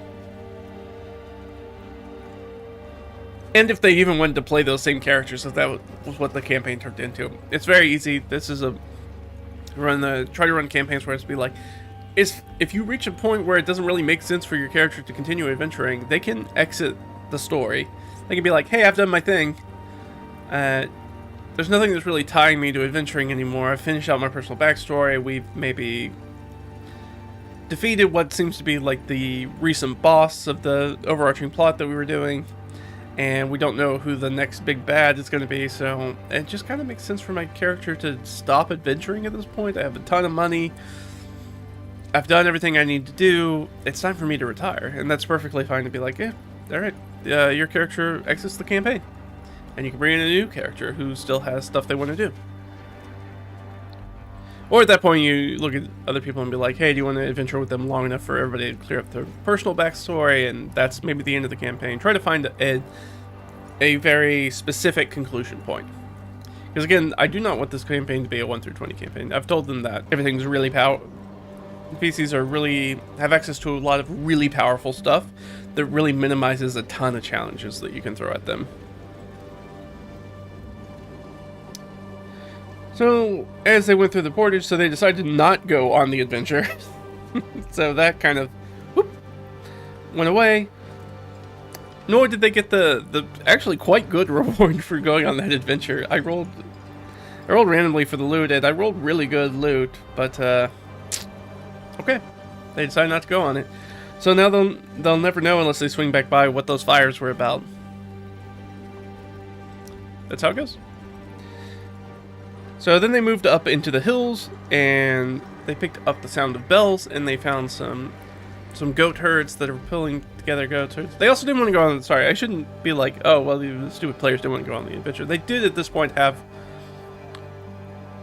2 characters, I believe, who had 2 points of exhaustion. So they were not only had disadvantage on all their ability score checks, all their ability checks, and skills, etc., tools, all that stuff. They were also at half speed. So they would still kind of be fine in a fight, except for they would be slow getting to places. But they decided to be like, actually, we're just going to pass on this. Because we're not in a super great spot, especially as first level characters, to do that combat. So it shouldn't be like that was a stupid decision, the players were bad. No, they made a reasonable assessment and went, actually, we're going to give this one a miss. It's just funny because it was like, it's the thing that I built. It was like, this is like the easy, like, hey, if you want combat in the first session, here's how you get combat in the first session. And they were like, we're good. So I just wanted to make sure, and I do a check-in sort of at the end of each session and be like, if you have any questions, comments, concerns, things you want to see more of, things you want to see less of, and be like, hey, we didn't have any combat in the session. There were opportunities for combat, but you guys didn't decide to go chase down any of those threads. So, or end up rolling any random encounters, because we're doing some of that as well. Rolling random encounters as they're traveling.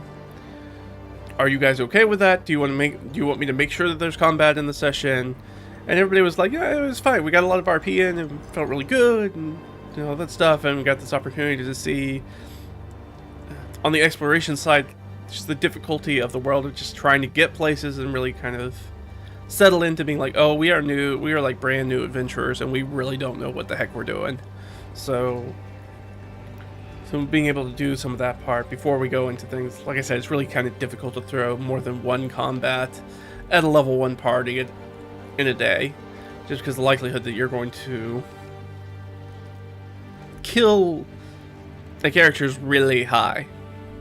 So trying to give them some other things, and things like exhaustion, losing gear, other alternatives to just taking hit point damage.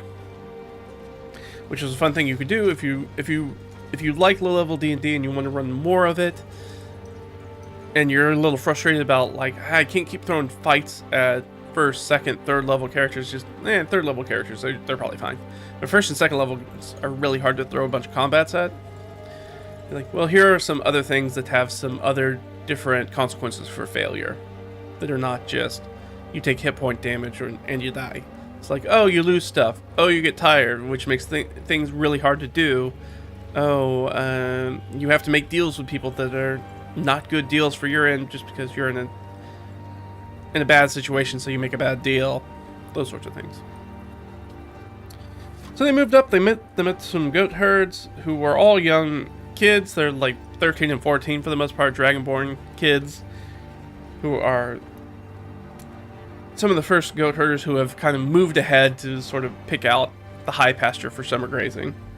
So they kind of talked to them. They didn't really investigate any of the rumors. They had some rumors to share about stuff that's just kind of going on in the area, but they didn't seem too interested in tracking down any of that. One of the PCs looked for rumors in the big city before they left. Or maybe it was at the village. I think it was at the village. So actually, not yet. No, it wasn't the big city. Yeah, they look for some rumors in the big city, but you're trying to get rumors about a place that's miles and miles and miles away. And the average person doesn't travel there or knows anything about that place. So they did get some information, but it was like super high level information that they would need to do some following up on once they get to the island. But they didn't ask the goat herds about anything, who could have given them some information if they needed them. And also a way they could have given them some more direct directions to specifically how to get to the island that they're trying to get to, because there was the point, it's like, hey, you have an NPC that's guiding you. If you decided to go track down that adventure and he goes with you and he gets smoked, then you guys don't know where you're going. So you also need to protect your NPCs with you, especially the guy who's guiding you to the place that you need to get to. But I wanted to make sure that there was an opportunity that they could run into somebody who would be able to give them an idea of how to get to where they're trying to get to. Luckily, they didn't need to do that because they decided not to go on an adventure. At this point, they're all real tired. I think everybody at this point has a point of exhaustion, because they're doing con saves every time we're moving through those different biomes, like I said. And so they all decide, even though it's pretty early in the afternoon, I think it's like 1 or 2 o'clock, they're like, yeah, actually, we're going to stop for the day. And Lexi's like, okay. So they stop and they make camp with the goat herd, so they spend some time with these kids, and then they kind of share watches with them. They ask them about, like, how dangerous it is to sleep out here, and the kids are like, well, sometimes, but, it's usually not too bad, especially in the spring. So they bed down,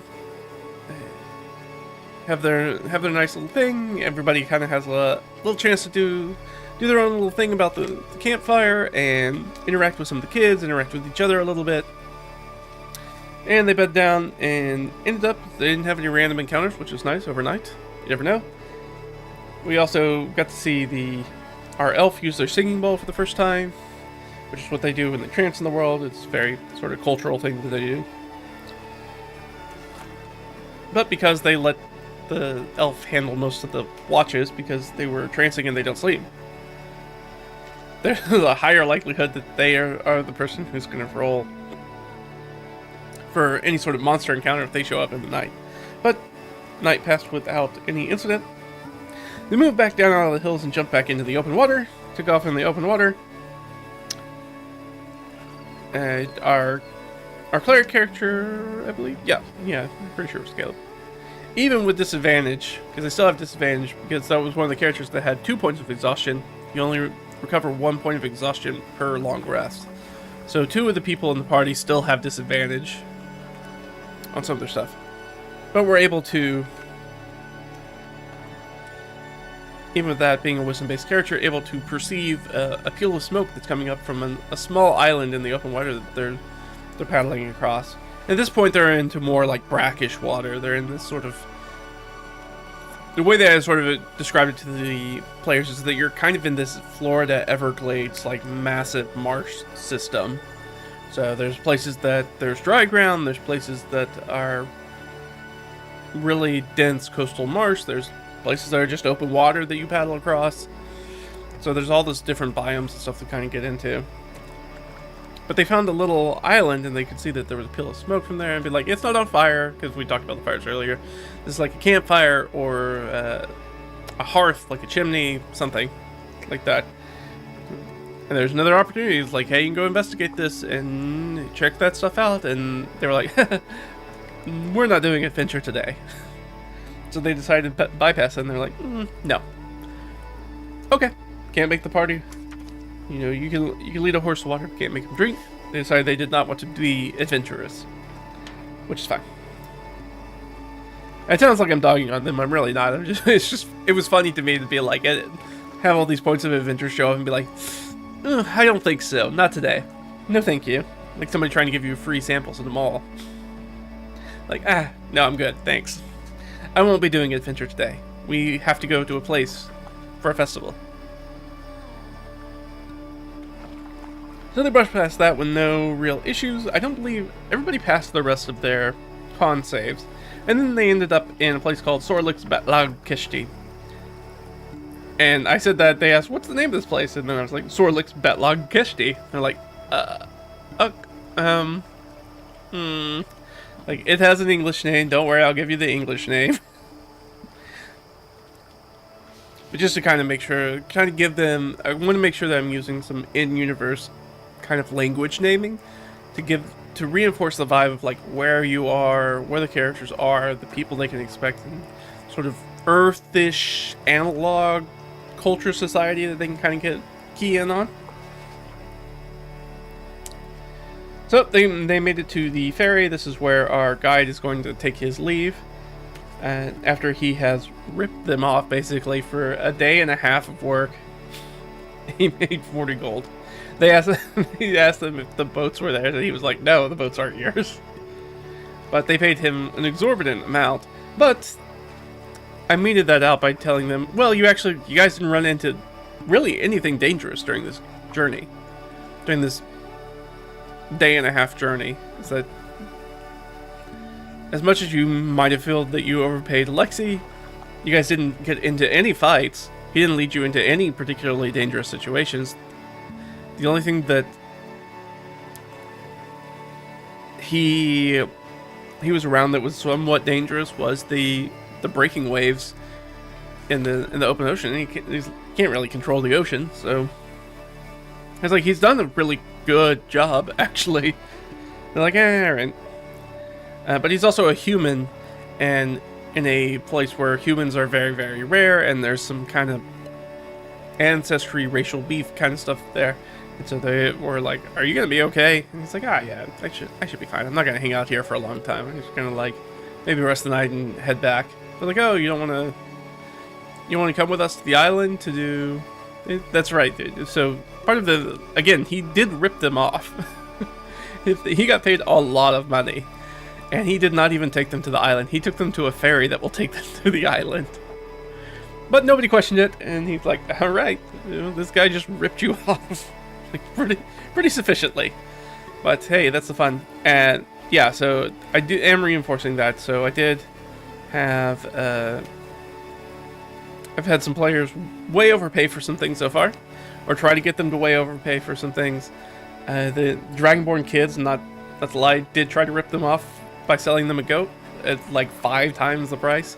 So this is things that will happen, and I do want to allow for the opportunity for characters who are interested in doing things like haggling and bargaining and using some of those social skills. Well, it's really important to have somebody in the party who has some of those face skills. Be like, this is a person, just like something like Baldur's Gate, where you just, like, or any other video game where you have persuasion or barter or mercantile skills. You can just be better. You can get better prices for things. You can, because you have somebody who has the capability and the willingness to step up and be like, I'll bargain for stuff and try to get us a better price on things and try to get more for our money. So if you don't have somebody to do that in your party, or they're not going to use it, then they're going to overpay for quite a bit of stuff. They're going to get underpaid for treasure.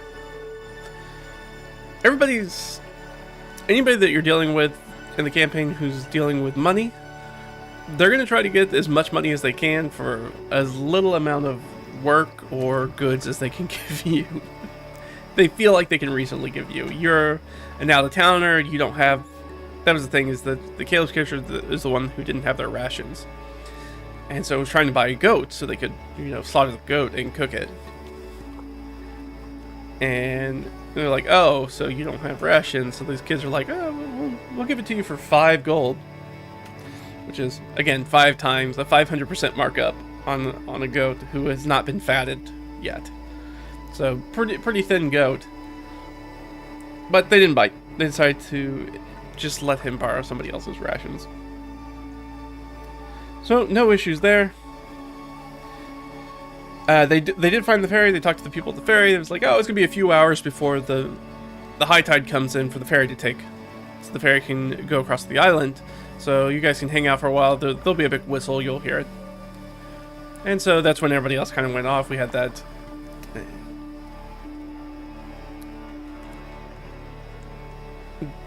Beefcake. Zardock. There we go. I'm still internalizing the player characters' names. Zardock had the interaction with the peddler. One of the characters found somebody who was trying to sell them magic beans. They did an insight check, even though it's not a great insight check. And they're like, well, what do I get? What is the vibe I get from them? It's like, you get the vibe that somebody's trying to sell you magic beans. Oh, okay. You got an 11 on the check. It's like, as a reasonable person, you'd be like, oh, I'm not buying magic beans from some random person. But, maybe they did, and maybe I go down the line, and maybe at some point we do a Jack and the Beanstalk situation, but, hey, if you don't make those choices, then those things can't happen. Not to punch down on my players. My players are doing a great job. They're doing a fantastic job, having tons of fun. Everybody's having fun. That's the point. That's why we play games, right? So they're having fun. It's just there are opportunities for them to get into hijinks, and if you decide to pursue hijinks, I will provide hijinks for you to have within the world. Anybody else? Oh, Caleb bought a small figurine. I think that's about it. And one of my characters at this point was not really interested in doing shopping, so they just hung out by the ferry. And the person sitting on the ferry allowed them to blow the big whistle, and it was like, hey, 10 minutes boarding, I'm taking off in 10 minutes. And that is where we ended up ending it. They didn't investigate any rumors here, too, which I did have a rumors for stuff they could find out, but they decided not to talk to anybody about that. Which is fine. Again. Right now, especially because this is sort of the beginning of a campaign, I'm just shotgunning a lot of options for them. I'm giving them lots of bait for adventures, so lots of adventure hooks. Like, I'm fishing with the whole arsenal of fishing lures. Like, I'm going to throw a bunch of stuff at you guys latch onto what you want, and then I'm going to reel you in, and we're going to pick up on an adventure. But I want to make sure I want you guys as players to set the tone for the campaign at this point. I want you to decide which adventure is the one that you want to go on, because this is sort of and I may have to talk to them a little bit more directly about this, because I think this is very different. These are mainly players who have primarily played 5th edition, and have primarily played that very sort of narrative heavy, like, here, the DM kind of puts the plot in front of you. Here is the plot.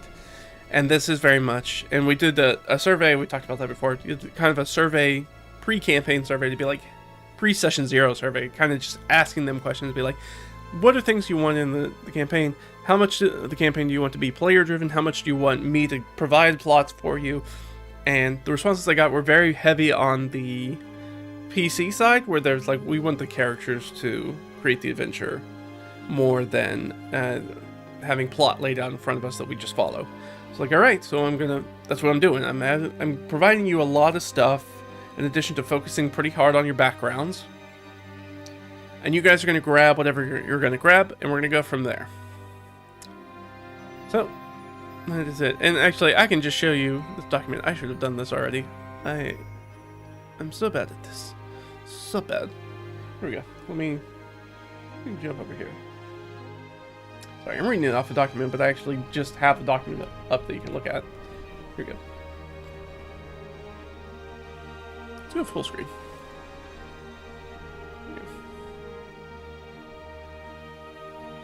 So it kind of tells you at the beginning of the game, you know, they have this guide, where they're going, coastal waters, what's happening there in the coastal marsh, their portage, the Highland summer pasture, open water, Catherine's hut, which is the thing they decided not to mess with, along with this adventure down here that they could have gotten into about investigating the fires. Then down to the swamp ferry. So again, this is, and then some random encounters. Didn't end up rolling any random encounters, which is pretty rare actually. We did quite a few rolls and didn't roll any. Sometimes it's like that. Sometimes things just go smoothly, and this was one of those sessions, which I think was really nice for a very first session of D&D campaign, for things to just kind of primarily go as planned, relatively smoothly. Had hiccups, had the exhaustion, but otherwise didn't get into a lot of fights. Nobody was in any real danger of dying. It was just hard moving around.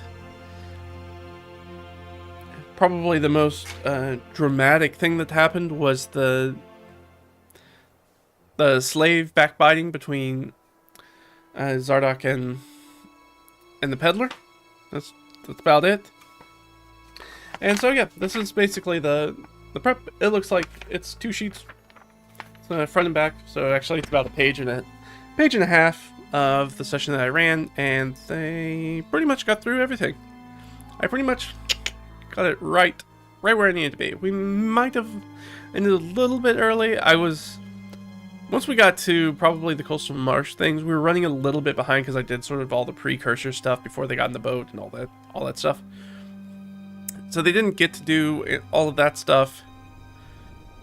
So I thought we weren't going to be able to do some of this more adventure-y stuff, but they ended up passing on all that stuff. Or I didn't think we were going to make it all the way to the ferry, but they ended up passing on a bunch of this stuff in the middle, and we ended up getting there on time. So, and again, I wanted to make it a little bit slow. I was originally, to kick off the campaign, just going to start them getting at the island, like getting off the boats at the island, but we have a player that's out for a few weeks. And it's like, well, I don't want to get into like the real meat of the game first, so I'm going to kind of do, this is kind of like what we might call like a prologue to the adventure. So this is you getting to basically the big island of adventure that you guys are going to spend some time on. So just getting there, and that can give them sort of a temperature check for what the campaign's going to be like. But yeah, I mean, that's it. Again, I don't need too much prep. This is all the prep that I needed for a full session of D&D. Lots of easy. A full session of D&D where they bypassed pretty significant portions of what was going on. What could have been going on, I should say. But now they'll never know. Unless, of course, they're reading this document. Stop doing that. So, stop doing that. You can just switch it. Let's see. That's most of what I wanted to... It would be good to talk about today. I know this was going to be kind of wild because I didn't have everything quite ready. Like I said, I was going to do a different video today, but I didn't quite get there. I can show you the pregame questionnaire. I suppose I could do that. Have I done this? Have I already showed you guys this? I don't think I've showed you this, guys. I guess you'll have to stop me if I have. I don't think I've shown this off. But let's do that. I'm going to... Let's go to the full screen. And let's do that.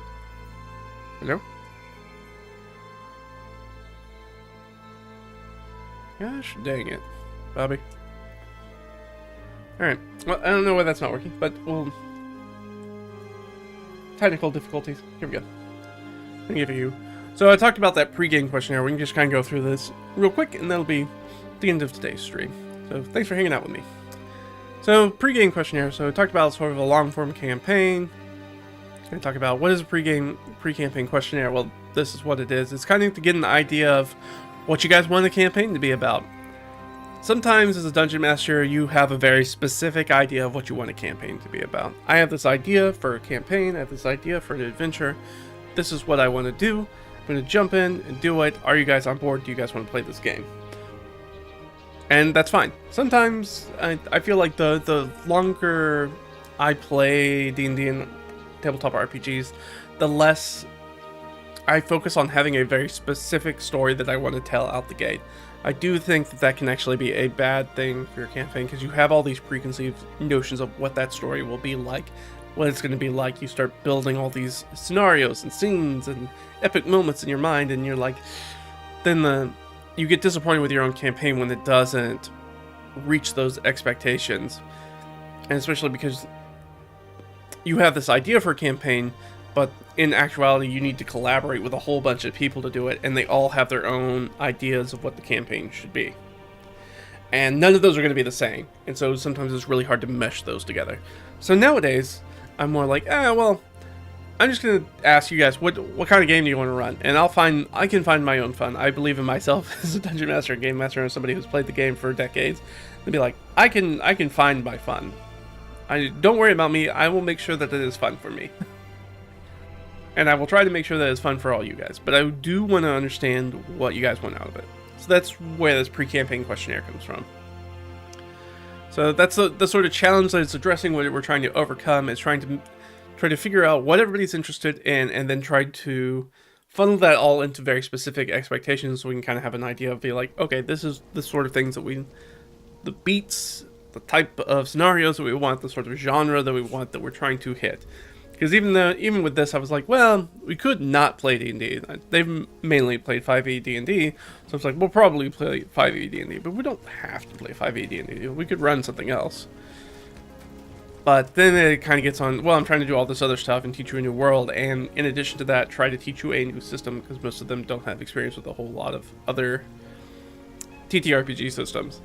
And that's a lot for me to take on as a Dungeon Master Game Master. So I was like, if I'm going to introduce like all this other cool campaign stuff, this really rich homebrew world, and you guys are going to have to pick up like the religions and understanding how these ancestries work slightly differently in this world than your box standard D&D stuff and all that, then I'm not going to try to, on top of that, be like, and you also need to learn an entirely different tabletop role-playing game system.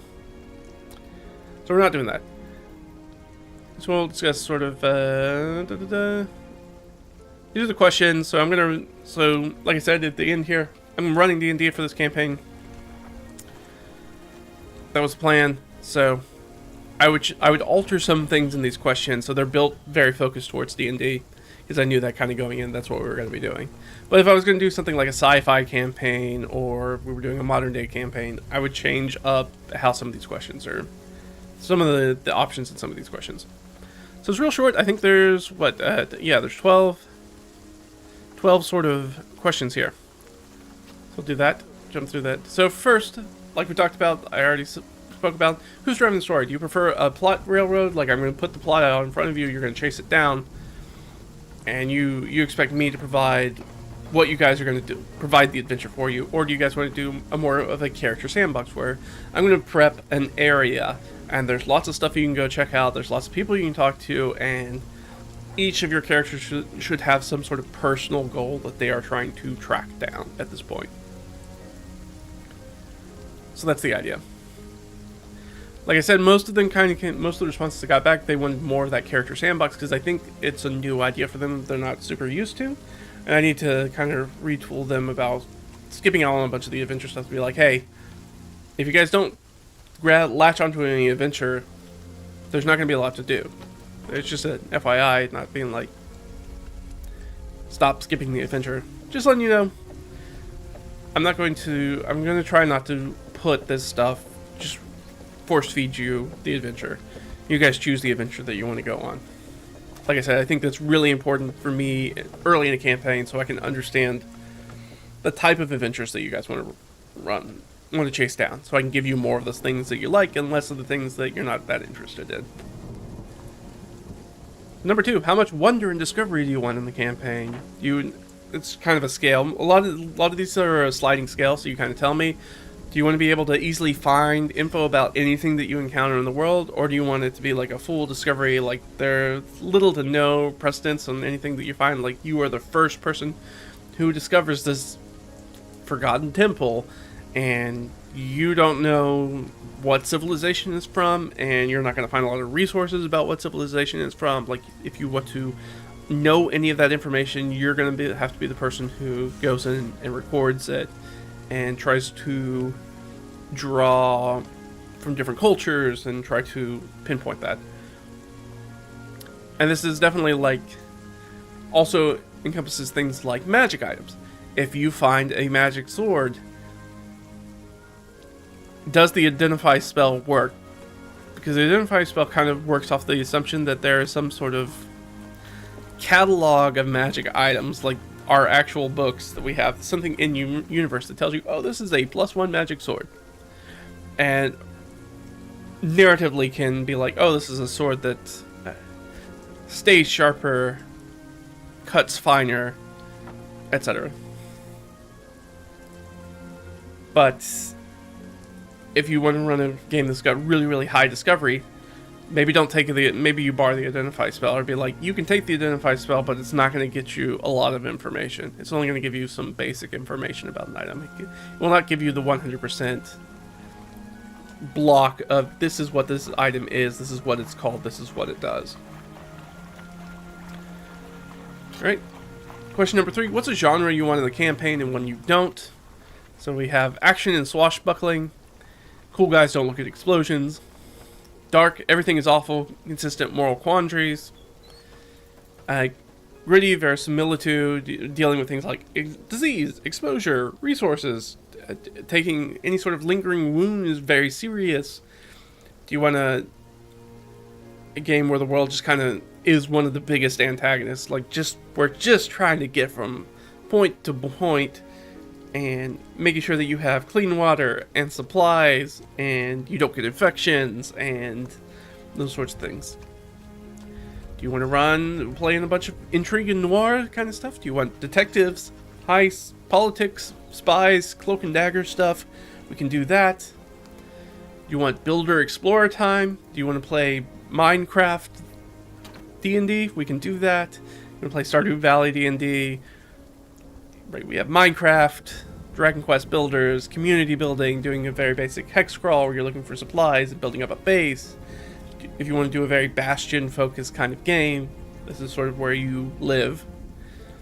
Do you want one that centers around like a large war that's going on? Like, you're telling a war story, whether that's a Saving Private Ryan, or your privateers, or mercenary company, or just civilians that are dealing with a war-torn region, just trying to get food and stay safe and avoid massive conflicts and not get conscripted, and all the sorts of terrible things that come with war, and dealing with that and throwing in and being special forces or auxiliary troops, and you're going in and trying to take objectives to turn the tide of the war, and patriotism and nationalism and whatever you want to tie in under that umbrella. We could do that sort of thing if you're interested in it. And then down here at the bottom, it's like, do you want to do weird or horror kind of things? Do you want a bunch of strange monsters that torture you psychically, that shift your understanding of reality in the game? You're never really sure if you can believe what you see and hear, and what you believe to be fact and true and real in the world. And your understanding of the world will be warped and changed throughout that. So we know where everybody is, and I feel like most people usually kind of most D&D players kind of like to fall within that action swashbuckling. Like, we like to roll dice and kill monsters and go on big adventures. Sometimes we have characters or players who want to do something different, and maybe they want to do some intrigue or noir. They want to do an urban city campaign or some adventures like that. Maybe they want to do some base building, so they go with builder and explorer stuff.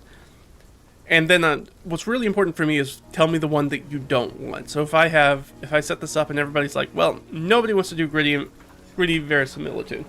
Nobody wants that in the campaign. And I know, okay, well, then I'm not going to do things like track rations or deal with diseases and curses and things like that are kind of this side system of things that go on that's not just we take HP damage and we deal HP damage.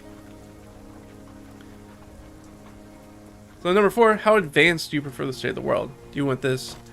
D&D, again, is sort of a rules framework, so we can kind of do different things. We can do prehistoric stuff, we can do ancient world, like Bronze Age, Copper Age kind of stuff, Iron Age, Medieval, Renaissance, we can do full Magitech. I don't know, if everybody voted on full Magitech, I'd probably just run an Eberron campaign, because that's kind of the setting. But most people kind of hang out in here.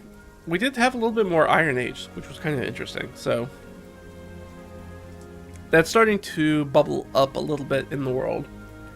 And we're starting to see that they're seeing a little bit more emphasis on things like hill folk and lack of communication, standard communication, and trade routes, and being able to move from one place to another is just dangerous. So I'm starting to show them some of that world as well. People who... We said somebody was looking for rumors for the island in that big city. Now, the big city and the island are not that far away. We're talking a few days travel. That's kind of the idea, is that it's only a few days travel away. But the communication level is so low, and there's so few people who are regularly making those trips back and forth, that they don't, unless it's a really big thing, they probably don't know anything about it. And it kind of depends on who you ask within that. Number 5, our question is, how much civilization would you like? Most settlements are small points of light, or civilizations are highly structured, ordered, and interconnected. And this kind of feels on, and this rolls into the next question, but you tell me, do you want each city to be sort of like its own isolated city-state? Who kind of functions in the world? And there's not a lot of consistent trade back and forth between the two. There's not a lot of, once you get outside the city walls, the city has a lot of ability to protect people in the countryside or enforce law and order in the countryside, their rulership over that, administration over that. Or do you want to do something that's a civilization is really highly structured, which is a little bit something more like a Mongol empire, more empire style, ancient China, Mongolian Empire, Roman Empire, and Byzantine, anything that's got a very large, highly structured, ordered, very interconnected, moving between place to place, is relatively safe. We should think of also the post town Tokaido Way in Japan, where you're moving between Kyoto and Tokyo. There's this long journey path in post towns. There's places you can stay each night along the way. Everything's relatively safe. You have to get passage, and you have written passage, or else you can't be on the road. And there's all these checkpoints and things like that. So making those are two very different campaigns. So you're kind of like, where do you fall on that scale? Kind of where do you want to be? Then number 6, rank the adventure locations from most desired to least desired.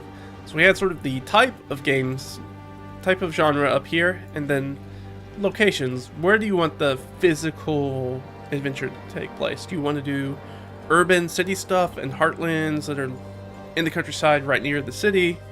So you're kind of in the city, out into the rural countryside, back into the city. You want to do marches and frontiers. That's usually the default setting for something like D&D, where you're in sort of the borderlands. The marches literal keep on the borderlands. West Marches, right? Those sorts of areas. You want to do that, where there's some civilization, but not a ton. It's hard to get to some things unless you go to a really big city, and then you have to travel there. But you're able to find essentials very easily. You can find towns of somewhat sizable size, so you can restock things like healing potions, etc. You want most of your adventures to happen in the deep wilds, which is far away from civilization, where you're going to be doing a lot more survival-based kind of stuff, long expeditions into jungles and across deserts, And where traversal is part of the issue, you're going to run across things like, here's a giant canyon, how do we get across a canyon? When there's no bridge because nobody comes this way, there's no civilization out here, do we have to crawl down one side, do we go back up the other side, do we find maybe a more narrow place that we can get across, do we have spells that will get us across, those sorts of totally different types of challenges. Classic dungeons, expeditions and voyages, I kind of touched on that a little bit with the Deep Wilds. So the Deep Wilds could be something like, it's a good Deep Wilds collection. You're looking for a lost temple or something like that. That could also be. Yeah, we'll go with that. So, Road to El Dorado kind of style.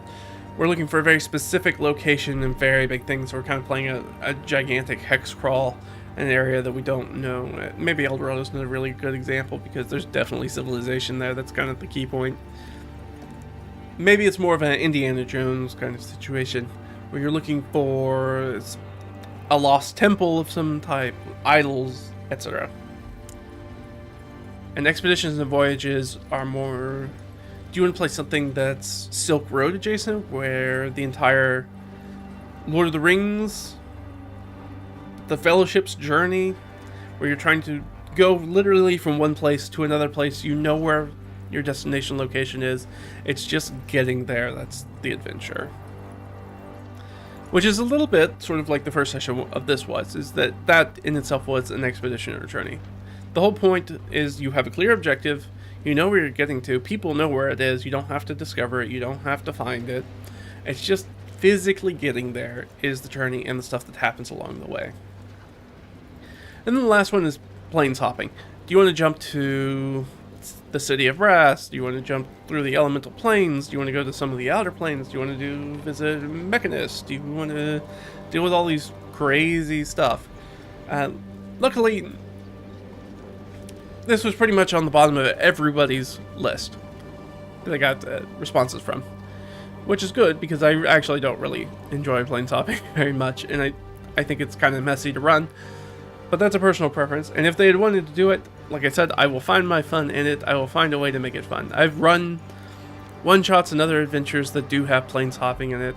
We ran a real fun one-shot just late last year, back in November, December, where I ran one where they hopped into the Shadowfell. That was the whole thing, is they got to spend a few days in the Shadowfell looking for something. That was really fun, everybody really enjoyed it, and dealt with these other creatures and these Shadowfell pirates, and all sorts of crazy stuff was going on.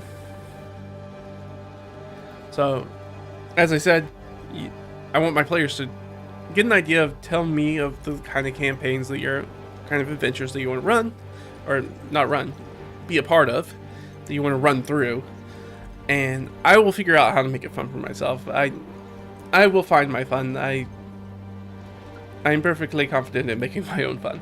And I think it's a very strong skill as a Dungeon Master or Game Master, is having the ability to be like, okay, my players want this. That's not really something I like. So how do I find my own fun in that area, or find a place that's sort of in between where everybody can kind of have fun with this? How do I put my own spin, my own flavor in it, inject something that I know I will like into it to have part of that? So number 7, what is your preferred level of monster pervasiveness? Which is a very fancy way of being like, how many monster encounters do you want? So first is, monsters are well known, often encountered, so most people, maybe not most people, but most people are familiar with a lot of the monsters that are in the monster manual. Any of those monsters, they have some basic idea. So that if you say Beholder to a random NPC, they're gonna be like, oh yeah, that's the monster with the like big head that floats around with like one eye that like shoots rays, right? They're gonna understand what that is. And they'll be like, oh, well, if they ask the Dragonboard kids, the goat herders, hey, do you guys come across monsters? They'd be like, oh, well, you know, we run across these kinds of monsters every once in a while. We give them some low-level, up to CR1 monsters. Be like, yeah, sometimes we run across these. They're usually not too bad, and we usually scare them off pretty easily. Or maybe they get a goat and run away. Second choice is monsters are the stuff of myth and fairy tales. So kind of how they function in our world. So this idea that goblins are just a whole bunch of like folk tales about these strange creatures and unexplained happenings, and we blame broken things or sour milk on these old goblins that we can't see. Goblins and gremlins and hobgoblins and things that come in. All the weird stories we have about fays and changeling babies. Stuff like that. Having that sort of perspective on it, but a lot of people don't have personal experience with it. Or you have the one person who may or may not have seen that thing, or maybe may not be making it up, or maybe were under the influence of some sort of narcotic when they said that, when they had some sort of encounters. And then on the bottom thing is man is the only monster. We treat monstrous humanoids as people, meaning that if you come across gnolls and goblins and kobolds and orcs, and like, these are just people that exist in the world that don't look like the rest of us. And they are uncivilized barbarians. They're people who are not locked into our view of civilization in the same way that something like the Roman Empire looked at the people of Britain and Gaul and the Germanic tribes. I mean, like, yes, they're people. Like, we understand that they are physically humans, that they are physically thinking, speaking, sapient, sentient creatures. But they're not like us, right? We're people. They're like weird things. So they treat them all as sort of hill folk, people that live in the back countries that have their own sort of weird customs and religions and cultures and things that they do that everybody's going to find super weird from the civilized world. And also, you're going to run into a lot more, if you choose that last one, a lot more human-based conflict, which I tend to run a lot of human-based conflict already as sort of the default in mine, just because I find that to be a lot more interesting than go kill goblins. Like, oh, but there's this thief and they're taking this thing and there's this whole setup around it, and now you've got this sort of dilemma about, is this the right thing to do? Is this the wrong thing to do? Is this a person who we can empathize with, who, or at least sympathize with, who stole a whole bunch of money so that way they could fund the orphanage or whatever they were spending that money on, where they have good motives, but maybe they had to do things that they, because just of the circumstances they're in. And again, then we start to float back into more. So obviously some of these kind of go together well. So man is the only monster goes really well with the high level of civilization that's going on. And also things that, do you want to do some gritty verisimilitude? Do you want to do intrigue and noir? Do you want to do dark stuff where everything's kind of awful and there's a lot of moral quandaries about who's right in this situation? Is there a person who's right? How do you resolve that? So each of these kind of informs each other, and together kind of gives me a better overall perspective of where I want the sandbox of the campaign, of how I want to construct adventures within that campaign. And then we have number 8, score how lethal you want to be the campaign to be out of 100. And I was like, on one end you have rare, permadeath is only likely to happen at the names of like big bad evil guys, or you make some really, really bad player mistakes. Sort of thing is like, can I jump the chasm? It's like, well, the chasm's very large. And it's very deep if you miss. And the DC is going to be really high. And I'm telling you, you don't have very strong athletics, and this is probably not a very good idea, and other people are telling you it's not a good idea within the party. If you decide to go ahead and try to jump that chasm, I'm going to let you fail. And you're going to fall into the abyss and die. And you're going to build up a new character. You're going to write up a new character. I'm not going to fully protect you if I give you all the facts to make an informed decision. And this is not a decision that you're making out of ignorance, like, oh, I thought this was something else. Like, oh, I thought the chasm was only like 5 feet across. I would have never tried to jump it if I knew it was 50 feet across. Like, no, it's barely possible. Of course, if it's 50 feet across, I'll as a DM, I'll be like, you can't jump that. There's no way you could normally jump that unless you have some sort of real big jump shenanigans. Which I still don't even think you could jump a 50-foot gap. Maybe if you had haste on, maybe? That would increase base speed. And wild shaped, maybe? Doesn't matter. Doesn't matter. I would be very upfront and frank with him. Be like, you're not going to be able to jump this. If you jump off this cliff, you're going to die. That's what's going to happen. So don't do that. And then number 9, well, I should say that number 8 basically allows me to try to dial in how difficult they want combats to be most of the time. This is really more about combats. And then on the other side, you have common. Always keep a couple of backup characters around because we don't know if they're going to make it through any individual session. Most people don't want to play, at least in contemporary D&D, don't want to play the common Death of Super Common just because 5e and 2024 characters take a little bit more to put together. And again, this is supposed to be a long-form campaign, which is very different than running something like very, very early D&D, where it takes like 5 minutes to make a character. You don't really make a backstory for him. There's not really any role-playing stuff.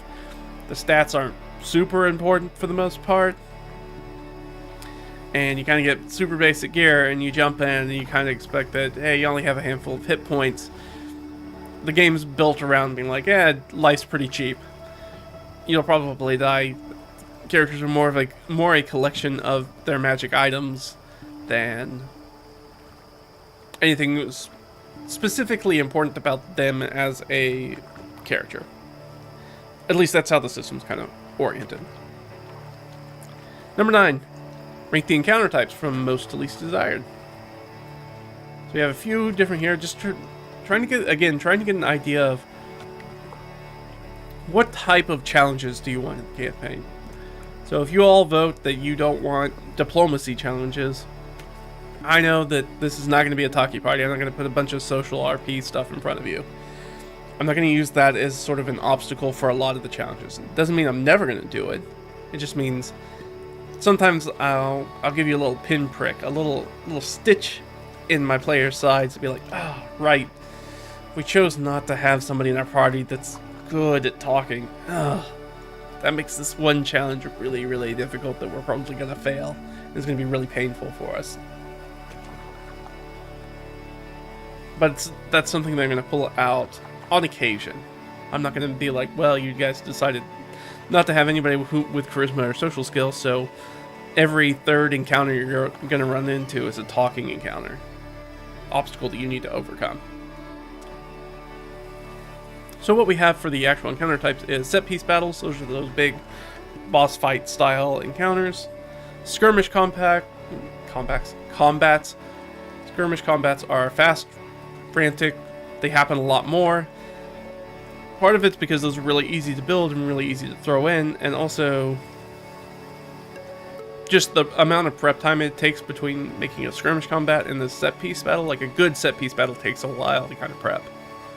Because you have to decide the layer and the layout and the monster and trying to synergize that and what kind of mooks do I use for it? Do those mooks recharge? Are there any sort of environmental hazards or effects or layer actions? And all that stuff takes quite a bit of prep. So you don't want to run those every single session. You kind of want those to be those big bad evil guys. That's why we use them for those. Is that then it makes this one encounter special. So if you want a lot of those, I know that we're gonna orient adventures towards having adventures that have a primary antagonist, and it's gonna take you some amount of sessions before you get into what is a final conflict with them. So that gives me plenty of time as a dungeon master to build out all that extra stuff in the prep. Skirmish combats on the other side are real simple and be like, here's a dozen goblins. They run in. You attack them. As soon as you are able to show that you are going to win this fight, they all basically run away. They show it fast and they leave fast. They're cheap fights. We also have investigation. So Do you guys want to search clues, research? Do you want to do dungeon tricks? Check out general figuring it out kind of stuff. Are you interested in that? Are you interested in being like, oh, well, there's this mechanism, we need to figure out what the mechanism does, and will that change how something in the dungeon works? This is something, if I wanted to use a video game example, this is something that I would be like, this is a very water dungeon Zelda type of encounter. Things where there's usually some sort of mechanism that you need to figure out how the mechanism works, and that changes your ability to traverse the dungeon or be able to go different places. Maybe this is searching down, oh, we need to find out, we found out this, the name of this dead god, and now we have to understand who this dead god is because we can't find any record of them, and trying to figure out who they are and what they did and how they died, and that's going to be a major part of the campaign. Exploration, getting places, going places, environments, hazards, obstacles. We've talked about those hot things before, which are hazards, obstacles, tricks, and traps, even though tricks is more on the investigation side. And traps could or could not be, depending if you're running more involved gauntlet-style traps, that would be in the investigation side. If you're running things that are like pit traps, poison arrows, poison darts, those are all super easy exploration things, where you're dealing with trigger plates and bungee pits, tiger traps, tiger pits, swinging branches, waterfalls, you know, the classic, no, we're going down over the waterfall in the river, no. Those sorts of things. Player challenges is one of the ones.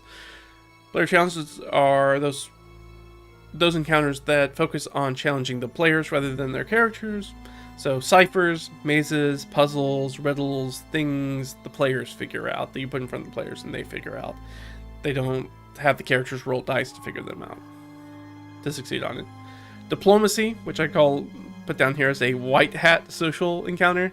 So things that deal with their fame, negotiation, reputation building for them, honor systems. Do you want more of that stuff? We can do more of that, those sorts of things. And then under that we have subterfuge, which is black hat social environments. Do you want to lie, cheat, steal, blackmail, kidnap, be criminals, basically? How criminal are you planning? Do you want this campaign to be? Like I said, this is very blue sky. I'm keeping it very open, especially in these pre-campaign. This is before the session 0, so I'm just trying to get input. Like, do you guys want to run, if you guys want to run a whole bunch of subterfuge encounters, that ends up being really high on the list. Be like, oh, well, maybe we're going to do like a Thieves Guild thing, or maybe we're going to do more heist kind of stuff. Even if people didn't really vote for heist, there's going to be ways to use a lot of subterfuge to get to the goal that you're trying to get to. By lying and cheating and stealing. And you're going to be a party of probably not very good people. What's one thing you do and do not want to see in the campaign? And this is very much open space. I put some examples down here. Items, places, NPCs, monsters, content types, safe play boundaries, if you want to make sure that there's no violence against children, any sort of sexual nature stuff. Maybe I play with a player who's got a little bit of arachnophobia, so they don't want spiders in their games. Things like that. Just trying to make sure that everybody's having a fun time, and we're not going to hit some sort of minefield trigger issue that we weren't aware of. So there's the opportunity for the players to tell me if there's something that you want to make sure that we don't have in the game. And then also tell me something you do want in the game. If you're like, I've been playing D&D for a couple of years and I've never really fought like a dragon. So I want to make sure in this campaign, if it's possible, I want to fight like a big red dragon. Cool, got it. I'll make sure that whenever you guys get to a point where it seems like you can take on a dragon, then I'll make sure that we're going to have a dragon adventure at some point. When you have the lair, you'll do the smog thing where you talk with it, maybe. They'll have the big pile of gold that you're trying to get at. It'll chase you around, it'll fly, it'll breathe flames, and it will have kobold servants and maybe half-dragon servants or dragonborn servants as well. You'll watch it torch a few villages, probably. You'll get the full dragon experience. I'll try to make sure that that happens at some point in the campaign. And then, so that was all of 10. We get down to the end and things are a little bit loosier and goosier about the questions. A little sort of short answer questions rather than you pick a very specific thing or it's a range of options. Nominate one homebrew rule or third-party supplement you want to use in the campaign. Players actually didn't really come back with a lot of this stuff. They were just kind of open to it. So I was like, all right, well, I'm going to put stuff in. So if you don't want to put stuff in, that's fine. I'm going to put stuff in. I know what I want to use in the campaign. And that will slowly be revealed to them as we play through it. So, yeah, I didn't really get anything in here. One of the things that I might use that one of my other DM friends uses that I really like quite a bit is the option quaffing a potion as a bonus action rather than a full standard action, major action, whatever you want to call it. I do like that. I do think it's a little bit silly. It sucks to spend your entire turn to drink a healing potion, only to turn around and get hit for the what is likely the exact amount, or in the ballpark of the amount you just healed. So you're like, cool, it just feels like I wasted a turn. So if you can do that as a bonus action, that's even better. So that's a pretty consistent homebrew for a lot of people across 5e in 2024, is that just kind of has become the default. Just like, yeah, you can drink a potion as a minor action, assuming that it is in a bandolier, it's on your belt, it's somewhere, it's not buried in your pack somewhere. You can pull it out and pop the cork and give it a little sip. The other difference that my friend uses that I really like is that they say you can do that if you take your major standard action, you take your action to drink the potion, not a bonus action. If you take your full action to drink the potion, you get maximized healing out of it. You automatically get the max healing from any sort of healing potion. So instead of the 2d4 plus 2, which usually ends up with about 7 hit points that you regain, which is not super great after about first level, maybe second level, not super useful. Not as useful, I should say. But if you use your whole action, you're guaranteed to get the full 10 hit points back. And I like that, especially as you get higher up in healing potions. That becomes a lot more useful. Then you wonder about, and you know exactly how many hit points you're going to get back, which is really nice. And I think it's really easy to play off in-universe.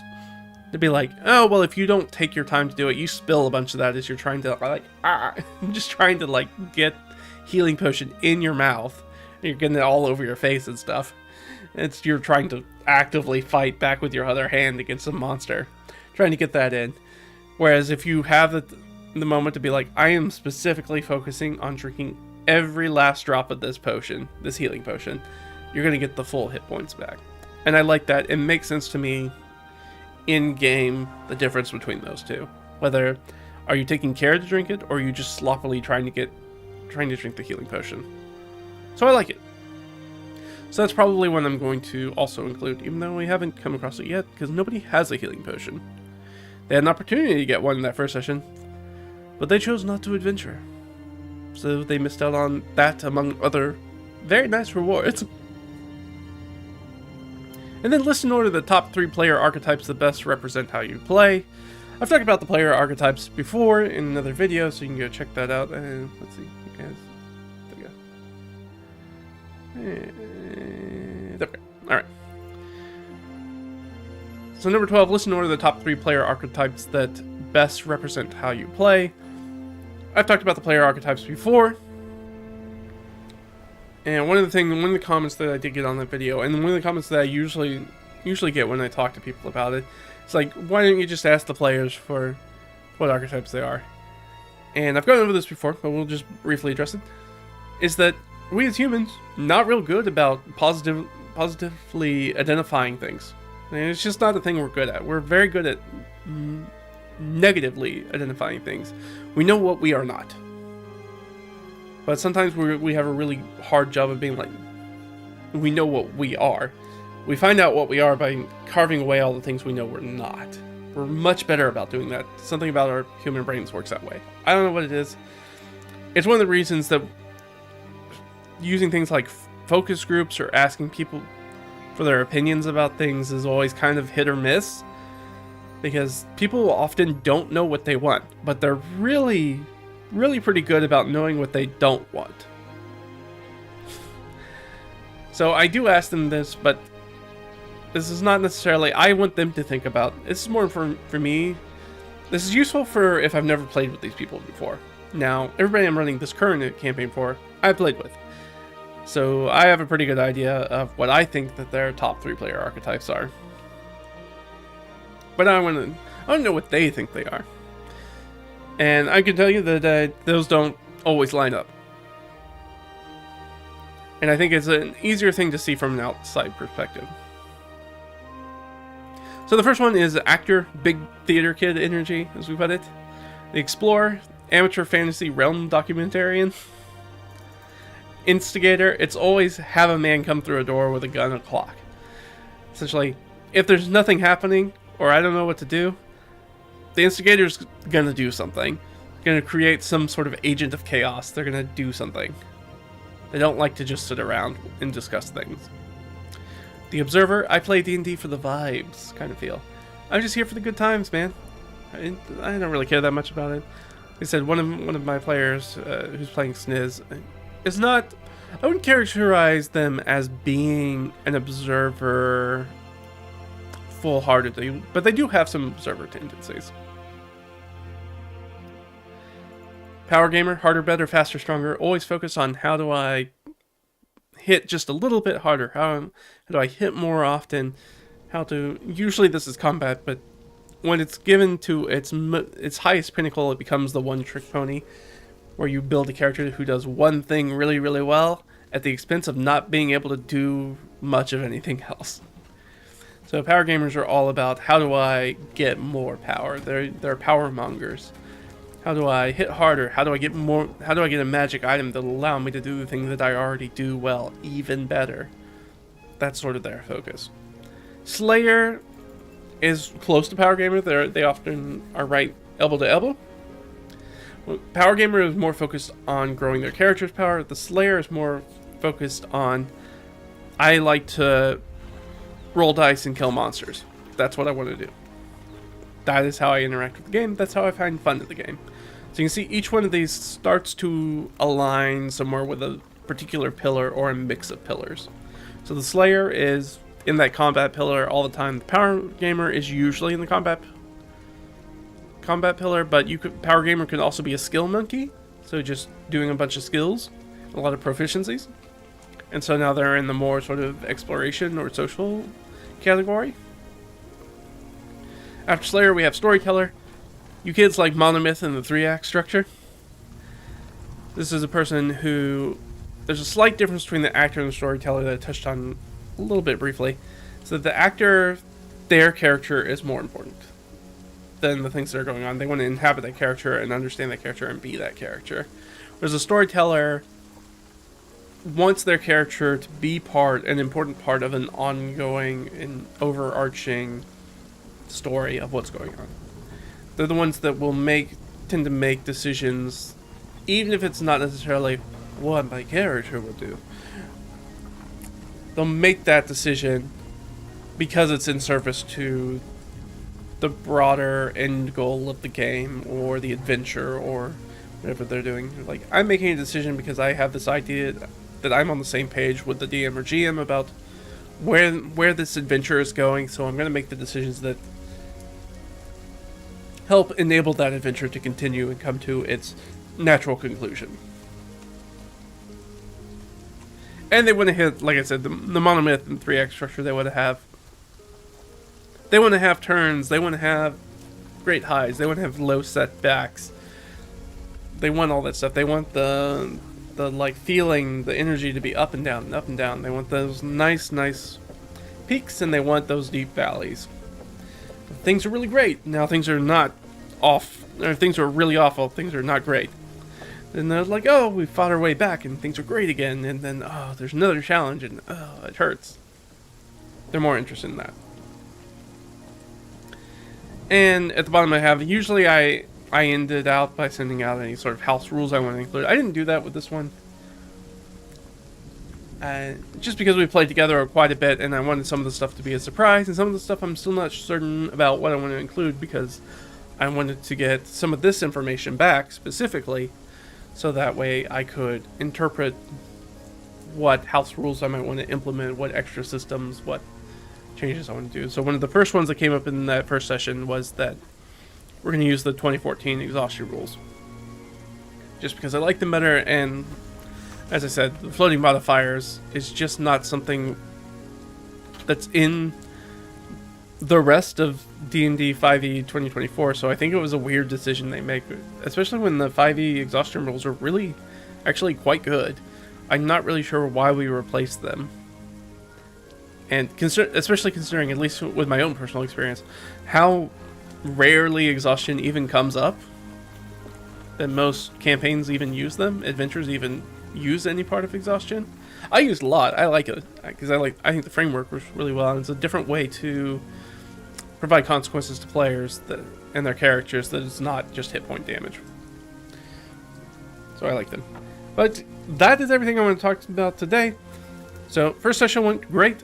Zero session went really good. Like I said, had somebody come up and be like, "This is probably the most fun I've had making a character." I was like, "Oh well, that's really cool. I'm glad you enjoyed it. I'm glad that you feel you have a great idea." Again, that person is the person who falls into that actor archetypes. That I think that they're really going to like that idea that, oh, I have a very good idea, I think, of who this character is and how to play them.